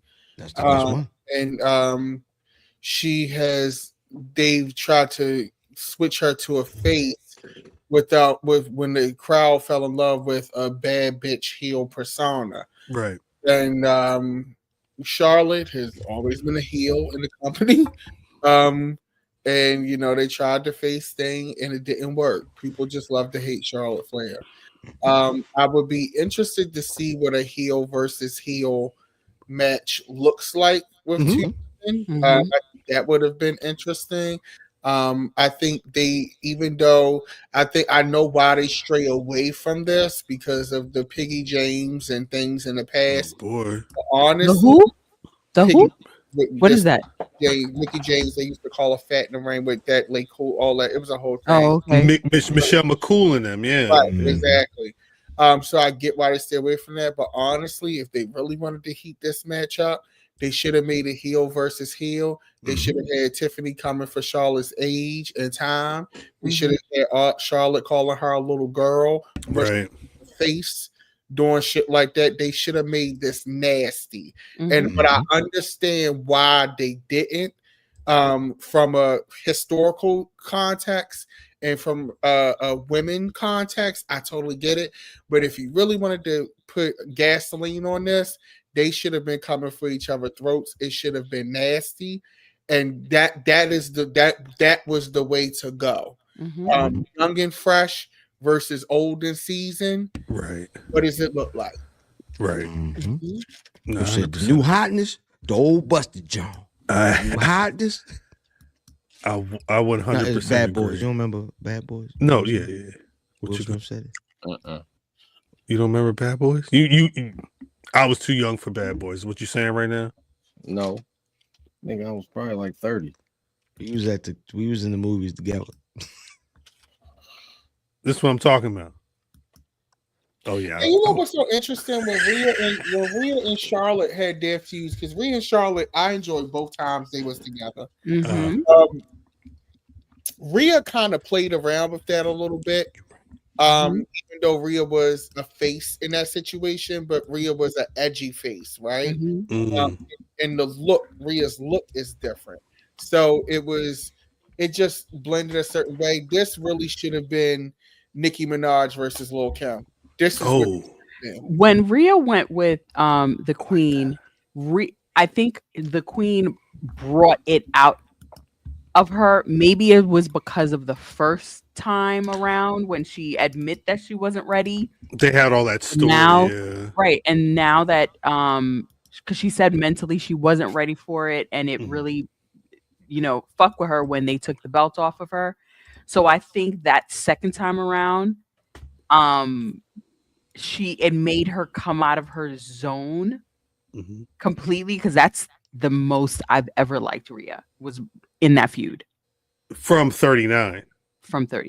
Yeah, gotcha. Well, like to the point where I wanted her to go over, and clearly she did. But most people thought that should have been the main event of that night. Yeah. Yeah. So I don't know. I just feel like Tiffy is not Tiffin. Well, hey, they going with it. Wrapped up. Wait a second. That's the figure 8. See what he said. What the Firehouse Fours. I hate them damn boots. But they're popular. I see them all the time. I'm like, what the fuck is that? If you unfold them, they go up to her throat. Yeah. I hated the outfit. I hated everything. What happened? Dab looked great against Charlotte. See, the energy with them on the screen, I absolutely loved. And this is why I'm trying to say, like, where did this? I don't know. I think it's exactly what I was saying. They are trying to run away from what they should be doing with her, because Tiffany can be very nasty, and she's good at it. They have not used that. Charlotte can be a total bitch. It should be Lil Kim versus Nicki Minaj, Alexis Carrington versus homegirl from Dynasty versus Diane Kirk. Like, it's so many. Like, they could be doing stuff like I hate this because the wrestling, these two ladies will be able to deliver a great technical wrestling match. You don't have to worry about if they're going to deliver a good match. So in this case, if I was booking this, they have the wrestling acumen of the women now, but I would have applied the storytelling and antics of the Divas era with this. I would have married those two together. Damn, I need to be booking a women's division. That's what I would have did personally. Because WWE, from a wrestling perspective, they can do Divas era because they're stellar wrestlers. So you don't have to worry about it being a slapping match. Like, this is a case where you can do face slaps, you can do mushes, because we know we're going to get the prettiest moonsault ever. We know we're going to get great submissions. We know we're going to get all that stuff. So they are at that level where if you did Divas level bitch shit, it would make, like, people would be in the arena fucking like this. They be going ham. They would be fighting, like, niggas would be getting into arguments. I know the gays would be fucking, there would be staunch sides for this feud. And a whole bunch of this in each other's face. A whole bunch of this. A whole bunch of this. Dad, what side you on? What side you on? With this, they haven't gotten me invested enough to even care. Damn. That's real. And that's how I know it's failing, because I like both of these ladies, and I don't care either way. I feel you. Now, that's real. I do like, I'm a huge Flair fan, and I like Tiffany Stratton. But if I'm being honest, I'm more excited about, I wonder what Tiffany going to give her look this year. Right. And I'm excited, and I wonder what kind of interest they're going to give Charlotte this year. That's what I'm excited about. As far as the storyline for this match, said, fuck the match. I don't care. I understand. I don't care. Yeah, it's I think it's the booking. They're going to fuck around and outshine everybody on the card. Oh, yeah. Charlotte. That's completely possible. She bring it to you every ball. We know that, but that's just like last year when we watched EO versus Bailey. The crowd loved the match, but at that point, the booking was so bad for EO that she had to drop that belt that night, and people were like, damn, we should. And you know what we said in my section at Mania last year? They should have just had her putting on banger matches the whole time she had that belt. Yes. No, 100%. 100%. Shout out that DVM. Shout out y'all. The night is a night. I can't help it. Shout out down. Matter of fact, hold up. Yes, DVM. Because downtown's in the building. Hey now. Yay, Mav. Yay, Mav. No, because Roadblock was the other day. I've been seeing as much as people was talking about Madison Square Garden. That Roadblock show, I don't know if it was the theater. I don't know if it's the way they shot it. I don't know if it was them lights up in the ceiling or the crowd. That was a good ass show. Yes, it was. We were talking about it last week. The car, it was a free PLE. That was a good ass show to be on the CW. I don't know how much of the show we can get into. I want to say this. I had the chance to see Obafemi on Monday, and when I saw Obafemi, I got a picture with him. I say, Obafemi beat Moose ass on Tuesday night. You know what Oba said? I got you. And then he went in there and he beat, mind you, Moose, shout out Meals. He beat Moose. He beat Moose ass. Moose was on the ring apron. He slapped that nigga out the sky. Moose ass. Moose ass. Ass. His whole ass. Oh my God! Not Oba beat Bullwinkle. He threw out the trash. Looking for that spear. Caught the trash can. Right in the trash can. When Oba picked up Moose and threw him over the top rope, I said, "Oh yeah, oh yeah, oh yeah." It's not. Oh yeah, man. Oh yeah, man. Oh yeah, man. Looking for that spear. Caught the trash can. Ass nigga. Yo, it's so bad. I still don't know how I feel, and I love Stephanie Vaquer, but I still don't know how I feel about her having both of these belts in a division that is so incredibly stacked with so much talent. It's going to be interesting to see how long they keep both of these. She's gonna drop them. So I was trying to figure some stuff, and I saw a headline that said that we talked about last week. The thought is that Julia's got some type of injury or medical issue. Apparently, it's listed as undisclosed, but again, I've not seen anything saying whatever Julia's medical issues could be.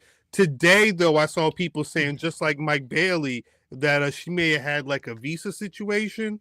So whatever the case may be, it sounds like Julia's taking time off. And regardless of what anybody thinks about, where Julia or Stephanie Vaquer or anybody is, the match that people have been wanting to see since the both of them have been there have been the two of them. So I think this was probably the perfect time for the two of them to have the match that they want. They threw it ain't even 10 minutes. They threw the whole thing up on YouTube already. Yeah. They wanted that match to happen. I think they said, boom, Julie's going to be out for a little bit.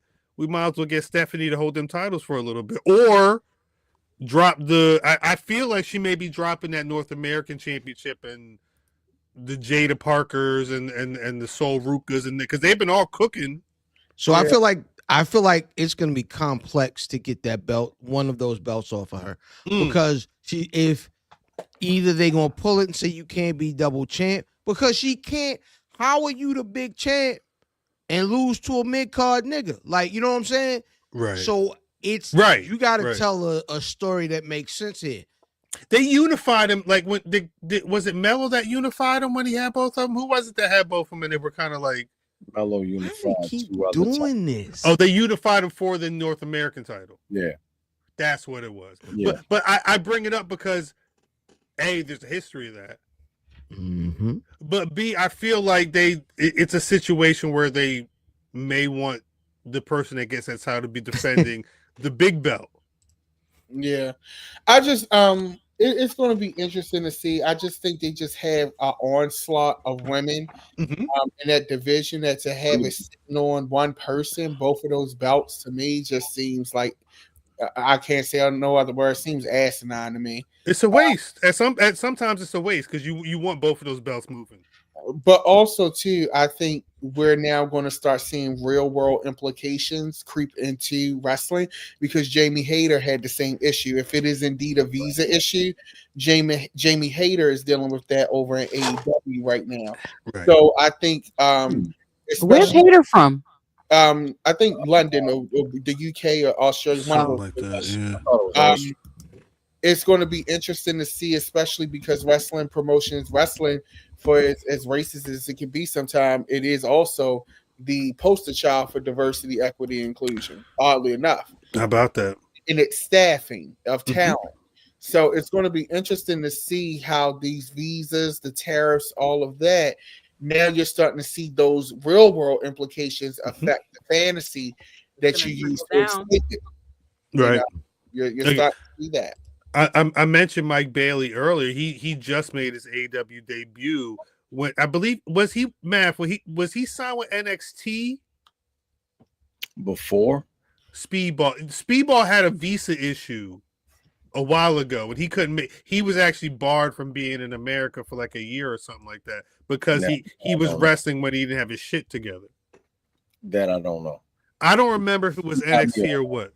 Somebody in the chat may know, but no, that like DDM saying, I bring it up because that shit is real, and that's someone who Mike Bailey. I think he was supposed to be here earlier for AEW, but he was making sure that his stuff was on the level back then, or for this move now. I'm sorry, I thought he was waiting on his shoes. They didn't come through. If he was waiting on his shoes, he wrestled without them. He's still waiting. Yeah, he's still waiting. It was TNA. He was with TNA. He was in TNA for a minute. I thought you meant before that. There was a point where he wasn't. He was barred from wrestling in America because of the visa issues. And the thing is, I think WWE is very savvy, and I don't think they did it foreseeing what was happening now. I'm not going to give them that credit, but them having these European tours, PLEs in different countries where they're not having it in America every month, it does lend them a shield to be able to circumvent people not being able to come into the country or things like that, because now they're having it in Brussels, they're having it in Australia, they're having it in London. Right. So the only problem there though with these foreign crowds are you going to get it? Like, it's tougher for them to kind of work their reactions. Like in America, depending on where you are specifically, like you go to Chicago or Philly or New York, like you can kind of push certain buttons to get the reaction you want, because rolling into WrestleMania, and we're seeing it with goddamn Charlotte and Tiffany time, is you want the crowd to do what you want the crowd to do at this time of year. We a month out. You doing all these foreign shows, and there's a talk of you. They're not gonna have Cena do a promo this week because they don't know how that crowd is going to react. Is it Brussels? Wherever them niggas at? It's like that? It's a no. It's like you. That's word going around. It's something that sounds like it makes sense. So I mean, not the sidebar, but he's a heel right now, but he's going to be doing 3 weeks as a babyface, or he could be doing 3 weeks as a babyface because it's the last time they're going to be seeing him wrestle.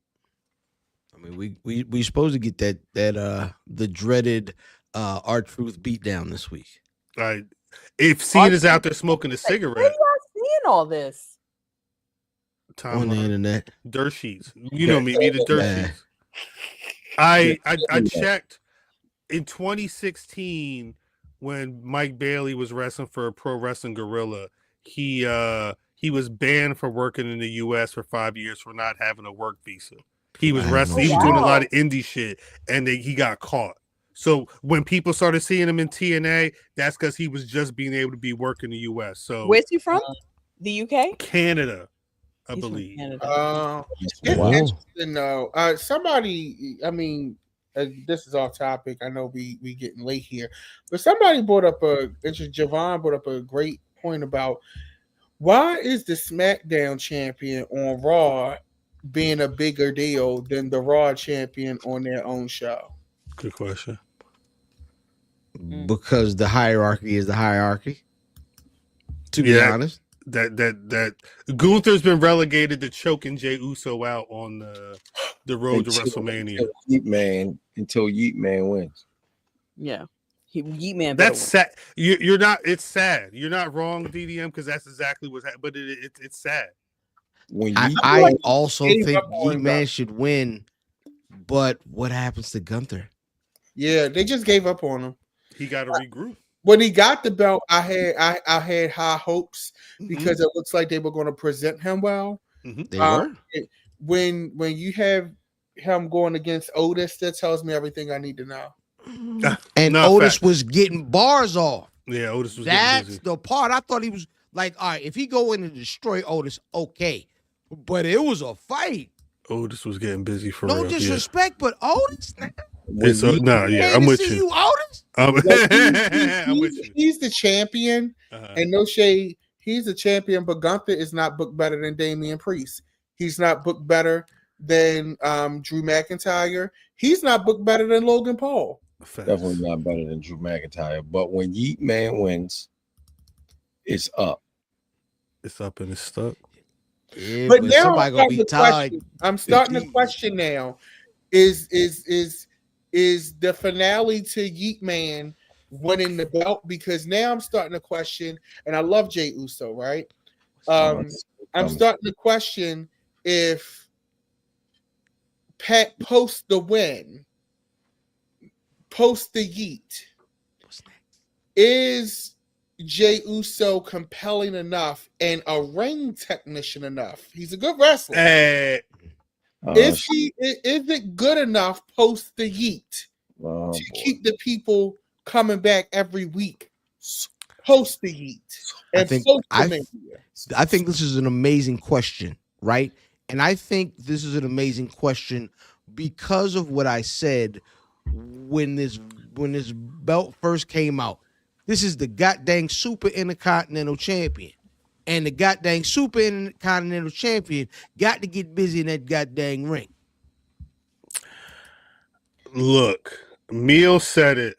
He over like Rover. I'm going to tell you like this. The interviews are good too. So I can't bluff. He did some really good interviews this week. Yeet Man. Yeet Man is going to at least make that shit. Yeet Man. That's his name. Yeet Man. That's his name. Yeet again. Main event. What happened to main event, Jade? No, Yeet Man is better. Yeet Man is disrespectful, to be honest. The thing, no. Hold on. Main event Jey Uso was what it was. Main event was disrespectful. He was main event Jey Uso before he was main event Jey Uso. Before he was main eventing.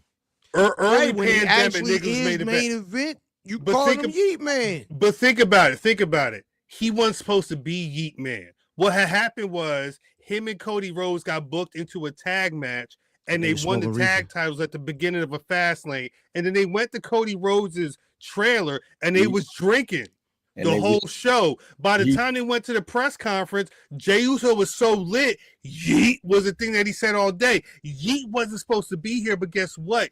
Yeet got him to the Royal Rumble. Yeet's going to get him to Vegas winning that title on WrestleMania. I'm going to tell you like this. With all they've invested in Yeet, with the glasses that don't have him written on there and all the different color shirts, if he don't win that title on night one at some point, and then on night two come out there and do a Yeet celebration, they've wasted all of this.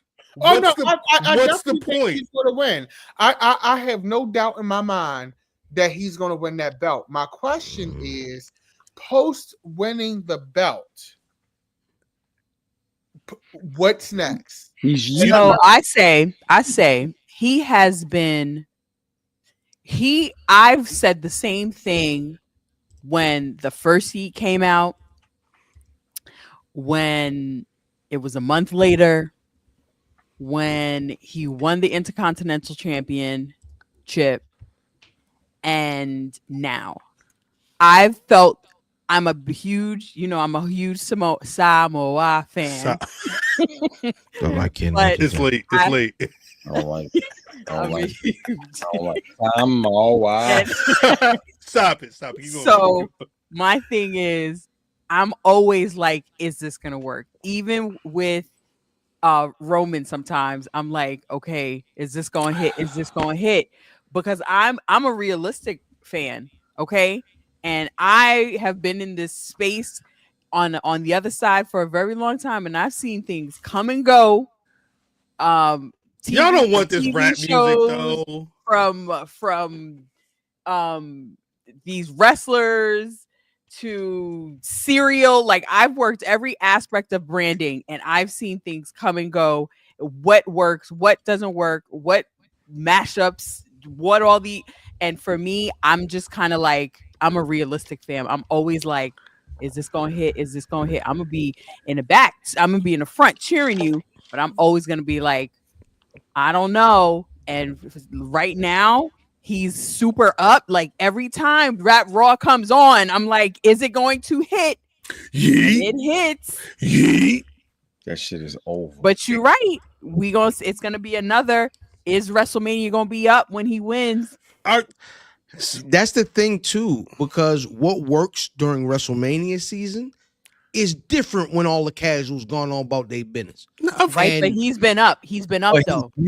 I don't expect him to have like a year-long reign though. Like, right? No. The That's the nigga thing. been up for months. He's over. Over for me ain't the question. Right. Over made him a superstar. He didn't need a title for that. I still think that belt need Amy Winehouse rehab, my nigga. Like, and he's not. I love him, but he's not the rehab that title needs. You're not wrong, but I think this is the thing. Even with Gunther, who we are so far, I figure we've been off the show. Even with Gunther, who everybody thought was that dude when it came to them matches, I still need to go back and watch him and Randy Orton in that King of the Ring because they put on bangers. But guess what? When's the last time Gunther put on that banger? I mean, I'm just being real. I feel like they don't want him to put on a banger. That's right. That's right. But let me booked him to do it. But let me finish. We're lamenting for a workhorse title that's not really been workhorsing right now. Maybe right now the situation is they didn't want Gunther to have the title. So we're going to put this shit on the Yeet Man. Why? Because the Yeet Man is over like Rover. In a situation where at a certain point, you could do whatever. You could put they could go the night after WrestleMania. Sami Zayn could be like, hey, bitch, you my boy and all, but guess what? Fuck you. I'm coming for your title. And Sammy can take that shit and peeps on, yeah, I love this shit. And then the next workhorse nigga can come in and take, like, they can work it out. You got to get to that, though. This title ain't the title that it was when Seth Rollins had it. And it's destined for the Yeet Man. It's not, but here's what I'm going to say, though. Can it revive? You can put somebody behind it. Because let me tell you, Gunther is not somebody to shy away from and be like, you know what I mean? Like, he is that dude. And I don't understand what the fuck is going on.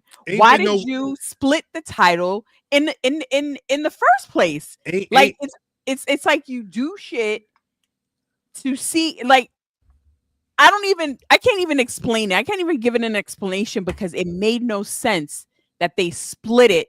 Why? Because Roman had it too long? Asher bought Triple H. He's the one that did it. But he made the title so strong that it should have stopped right there. No, but that's why Seth had it, and then that's why they figured they could go. But they've not had. No, what I'm saying is they should have never split the title. Period. They should have never done that. Like you know, I feel you, but what'd you say, man? They had to get it off of him. There were people that could have gotten it off of him. But I think the other thing is, and it's the reason why, like, when you have two brands touring, you got to have a reason for people to stay at the end of the show. So at a certain point, business wise, it feels like you need to have a toy over there, and they made a whole big pond. They had a whole tournament and everything. So it's shit. You're not wrong. You're not wrong. And I what I'm saying is, for what they said that title was going to be, y'all might gotta wait till Jey Uso lose that title for that to happen again. I guess so. There's a question on the screen right now that says, Did Priest have a better reign than Gunther? So no. Did Priest? So, cause I see you shaking your head and you saying no. Can I rephrase that same question? Yes. Did Priest have a worse reign than Gunther? No.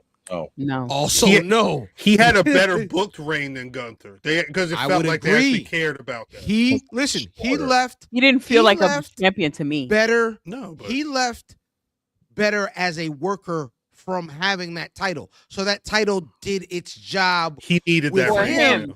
Yeah, but for him, right? You Personally, eventually have to rehab that title, and That's right. That's right. Is The it title Damian should Priest's not fault? be making. No. Well, yeah. Well, no. Well, yeah. Because honestly, the title should not be making a wrestler. The wrestler needs to make the title, and so it did something for him. It did something for him, but see, with the Yeet Man, it's going to be different because the Yeet Man is already a made man, right? And maybe he's what the title need. I don't know. I That don't may know. be the case, but let's be real here. I don't Jey know. Uso is not going to bring prestige to that belt, and that's the reality that we have to face. He will bring popularity, but he is not going to bring prestige. That belt needs top names on it to make it prestige. Who the names? Like, What's the list? Like on the real, what's the list? They here's what I think should have happened. They didn't want to waste that Money in the Bank cash in because they ruined it with Austin Theory the year prior. So Damian Priest had to cash in that briefcase. But the way that Drew McIntyre won that belt off of Seth Rollins, that should have been truthfully the next successor. That's right. If he had that belt, Drew would have continued a line of prestige. That's right. That's set up. But you had to cash that. They fucked you had up. to do it. What is that?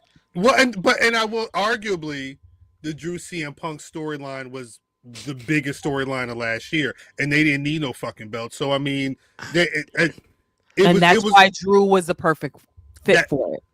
But it's one of those things where they had too many good things going on, and unfortunately, Drew and CM Punk didn't need that belt to elevate anything. So they didn't need it, but the way that they number one, when people went with the cash in, a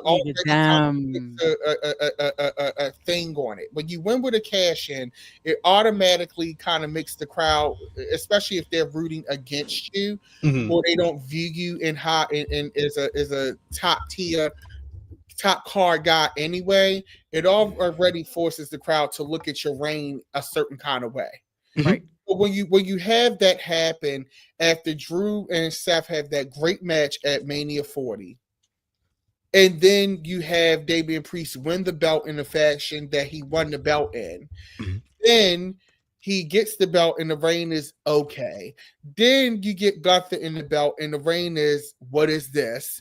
Now you're getting the belt onto Jey Uso, which will bring a level of popularity to the belt, but it's not Seth did what he was supposed to do. The booking did not do what it was supposed to do for this belt ever since now. Can I don't know if even Seth is enough to make this belt what it's supposed to be.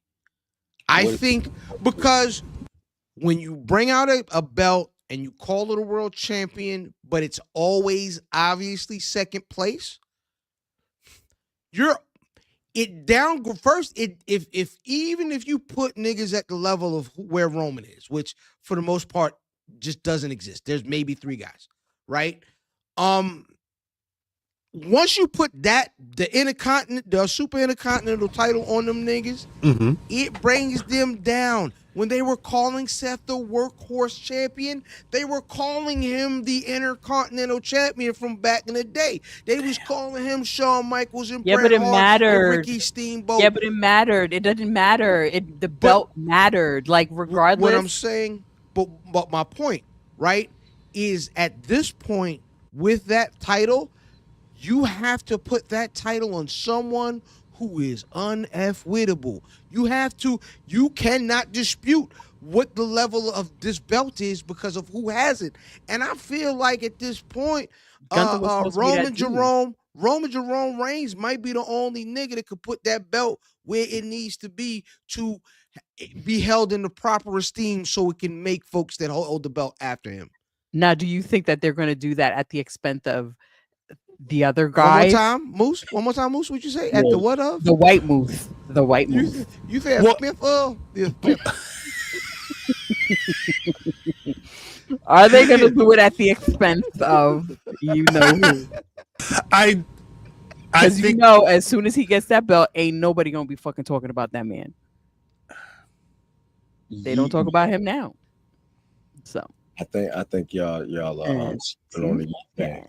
Just have one belt at this point. They can't do it. They can't do it. Yes. They can't do it. It was pointless for them to do this. Okay, Mimi, Yes. you know what you're saying?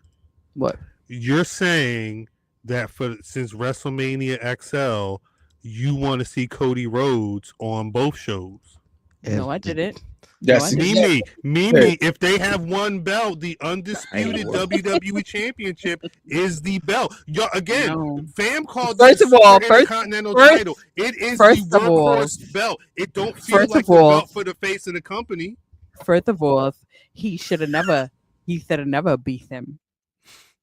First of all, facts are facts is all I'm saying. He should have never beat him. Those people said it never came out. He finished the story. Those people said it never came out. It's the undisputed WWE. All right, y'all niggas have to relax. I'm gonna go. Move. Do we? No, what I'm saying at the end of the day, if we're doing one title, 11-10, we probably should. Undisputed Universal title is the one title. We're doing a lot of talking about the workhorse title. I don't know what that list is for I don't know if we know who that person is going to be, if they're ready for us to see who that is yet. We should finish the story. There's a lot of pro wrestling we didn't get to this week. So it is a lot.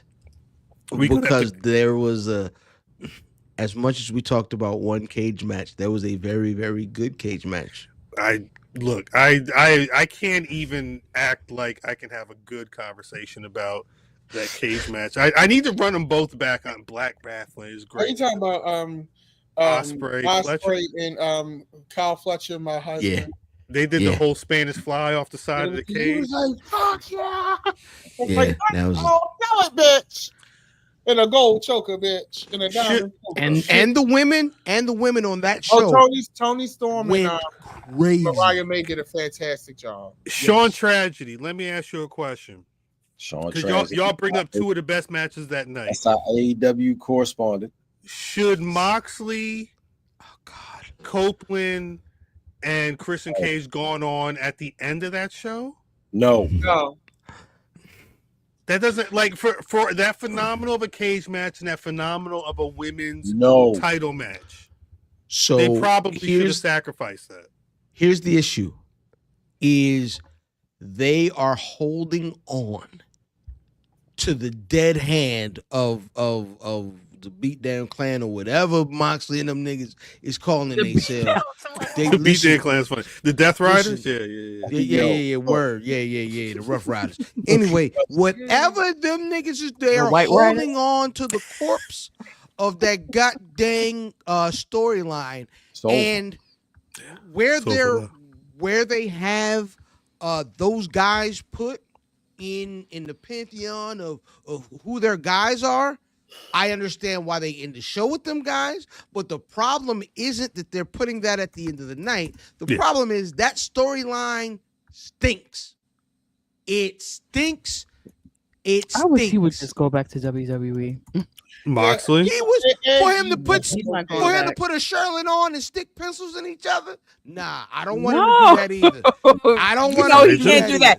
No, he can't do that over there. Nah, Listen, the lunatic fringe Edge needs to go back. Edge is not. Here you go. We getting there. No, them niggas ain't. Listen, WWE is finished with them niggas. My niggas. No, he's finished with them. He's finished with them. It's not the other way around. Listen, if we could just get Death Rider John Moxley, okay, but the Death Riders is garbage. Yeah, that whole shit is. I think they dropped the ball with that. Marina Shafir really didn't wrestle at all, and I asked Tony that at the presser. I said, when are we going to see Marina Shafir? Because I think the initial when they first introduced this concept, I was very excited for her, and I was very intrigued to see. Oh, bitch, what is this going to give? Like, are you going to be giving MMA, bitch? Are you going to be bitches out? And it was just like not. I'm starting to. I feel like there's a real ineptness. And no real direction. I feel like they letting the inmates run the asylum over there as far as storylines and booking. So it's funny. I feel like every single thing that they did on that card on Sunday was better than the main event. Every single thing they did was better than the main event. And the problem is the main event isn't good, but it's like, dang, well, god dang, Albie Shaw was great and Bobby Brown was great, but why wasn't New Edition amazing? Like the god dang your god dang main act, you know what I'm saying, needs to be what it needs to be. And I think that's one of their biggest problems.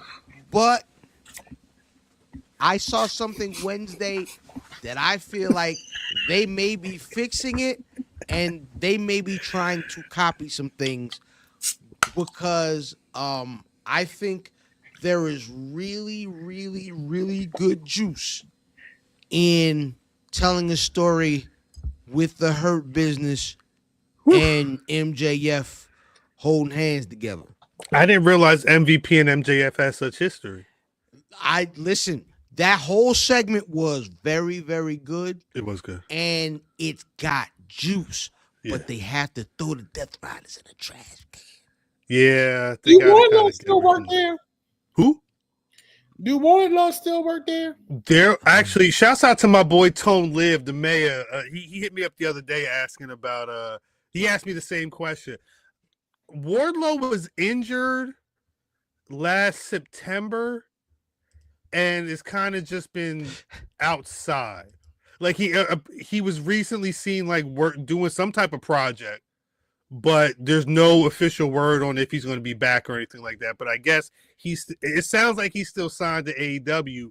I don't think he's a fit. Kiera Hogan was injured too. That was why she missed the one Ashe. I mean, it was a shoulder or something. She was injured too. She got injured twice. Wardlow don't feel like he's a. Don't let me put. I don't know if Wardlow's who I'm looking for when I'm putting AEW He's not coming TV back. on, So tragic. I think Wardlow is a WWE. Right. If he can stay healthy, but if he can't stay healthy there either, it doesn't matter. Well, yeah, I agree. But also too, I'm now questioning, and this is not to throw shade at the promotion, but I'm questioning what are their safeguards? What are their, because it seems like people get hurt a lot over there. I don't know if there's no restrictions. There's nothing. I feel like every corporate place, I'm not going to get on my soapbox, every place should have some type of, there should be rules and regulations and stipulations and codes of conduct. And I feel like that place, it's the wrestlers that are really running the place. It's not really, it's very entrepreneurial, that space. And I think that's the thing. Like, they feel like they can do whatever they want because they're operating on their own. They're not really operating collectively. I think AEW has a lot of AEW is a smaller company. I'm sorry. And when I say smaller company, I don't mean money. I don't mean size of the crowds. I mean they're wrestlers. The wrestlers are smaller guys. Right. And they're smaller guys working a flippy style. And so people get hurt doing the flippy style. Yeah. All of them. I feel like the Hobbs and the Wardlows get hurt a lot too. Hobbs, those are kind of thick guys, right? They're pretty thick. I'm not gonna call no nigga thick. Yeah, I don't know if I don't know. Shout out, brother Fam. I don't know if I'm gonna call they're pretty thick and big. They cut Mimi's mic. That's all she got. I was gonna say there's so much going on, but at that point, when I have to question if Hobbs is thick, I think it's time to get out of here. I appreciate y'all for rocking with us. I promise it's going to be a week where we don't have. Shouts out A.O. Baker. Shouts out J Boujii. It's a reason why we got to get people on, because people doing shit. But it's the end of the time. It's time for the end of the show. So it's one question I got to ask. Miss Mimi? Yeah. You got Black Wrestler of the Week? My Black Wrestlers, this is 2 of the week, are Naomi and Bianca. I love it. With the honorable mention to Jade with their work on the timeline. Bloody boots. Bloody boots. DDM, you got a Black Wrestler of the Week? My Black Wrestler of the Week is going to be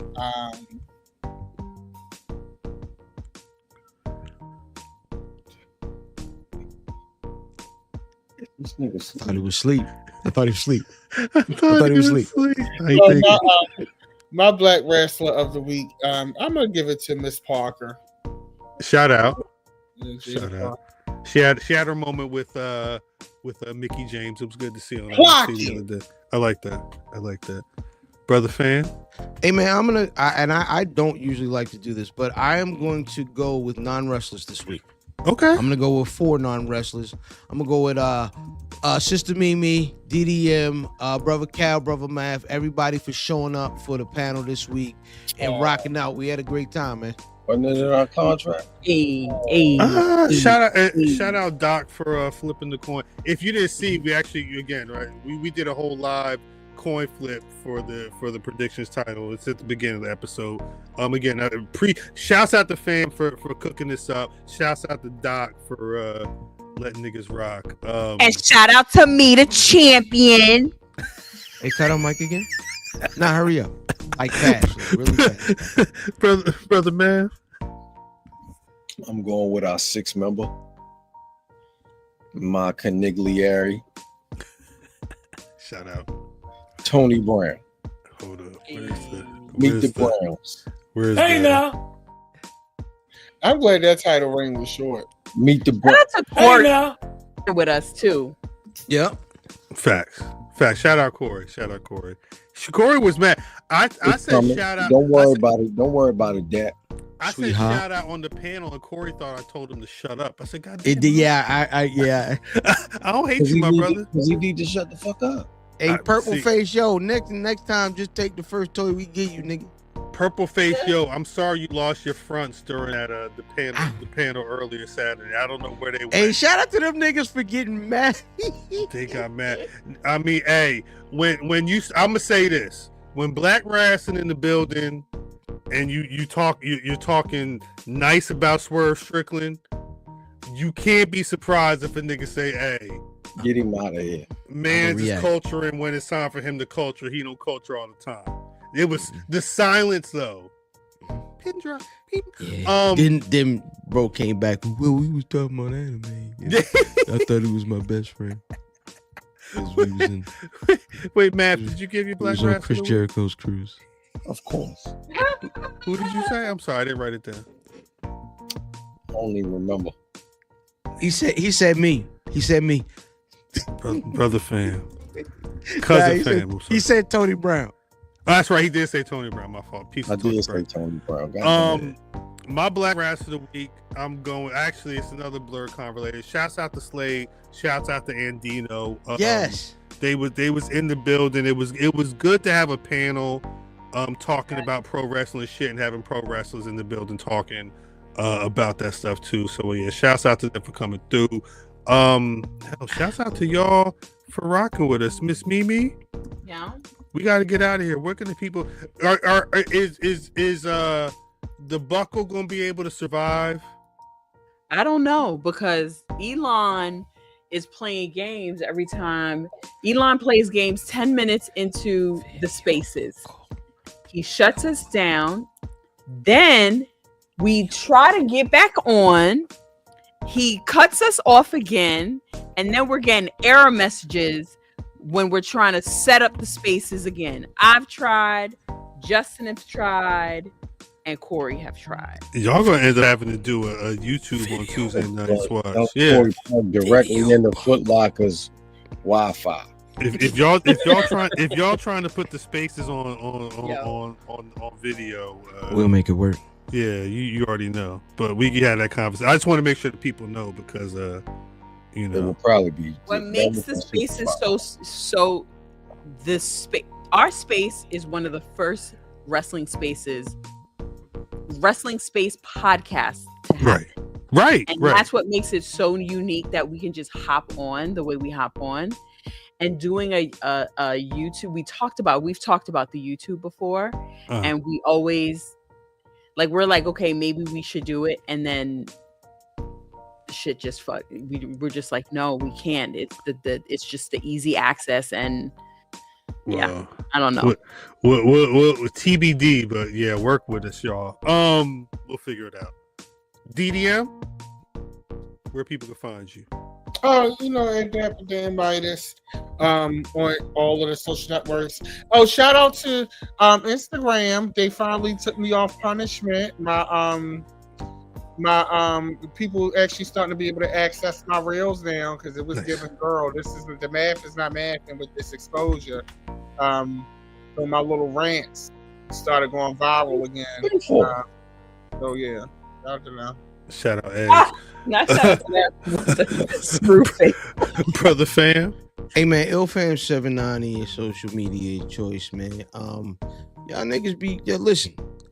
The content is going to get regular. The content. Listen, y'all gotta we're a touch point. If you want to know about it, we're gonna tell y'all niggas about it first. Facts. That's actual facts. This nigga. All right. At Cal on Twitter, at Black Rasslin on Twitter, Facebook, and Instagram. BlackRasslin.com is a website. And as always, shouts out to Mimi for dropping words on there all the time. As always, you can find Black Rasslin on Spotify, Apple Podcasts, wherever you find your favorite podcast, we should be there. YouTube.com/Black Rasslin every Thursday night. Dancing like that? 8:35 p.m. Eastern Standard Time. And they look like he got me so horny paying in the background. Exactly. Podcast X, we gotta get out of here. Patreon.com/Black Rasslin. Make sure you're paying that 1 to paying the 10 to get all the copyright that we can't put over here. Again, shouts out Docta D, shouts out the chat, shouts out J Boujii, shouts out A.O. Baker. We'll be back next week with all types of shenanigans. It's the road to Vegas, baby. We will be out there. Hopefully you out there too. Let us know what you're doing out there. We could figure something out. Let me get this music off here so we can get the hell out of here. nigga. DDM, please take us out. All my niggas in the whole wide world. Doom. All my niggas in the whole wide world.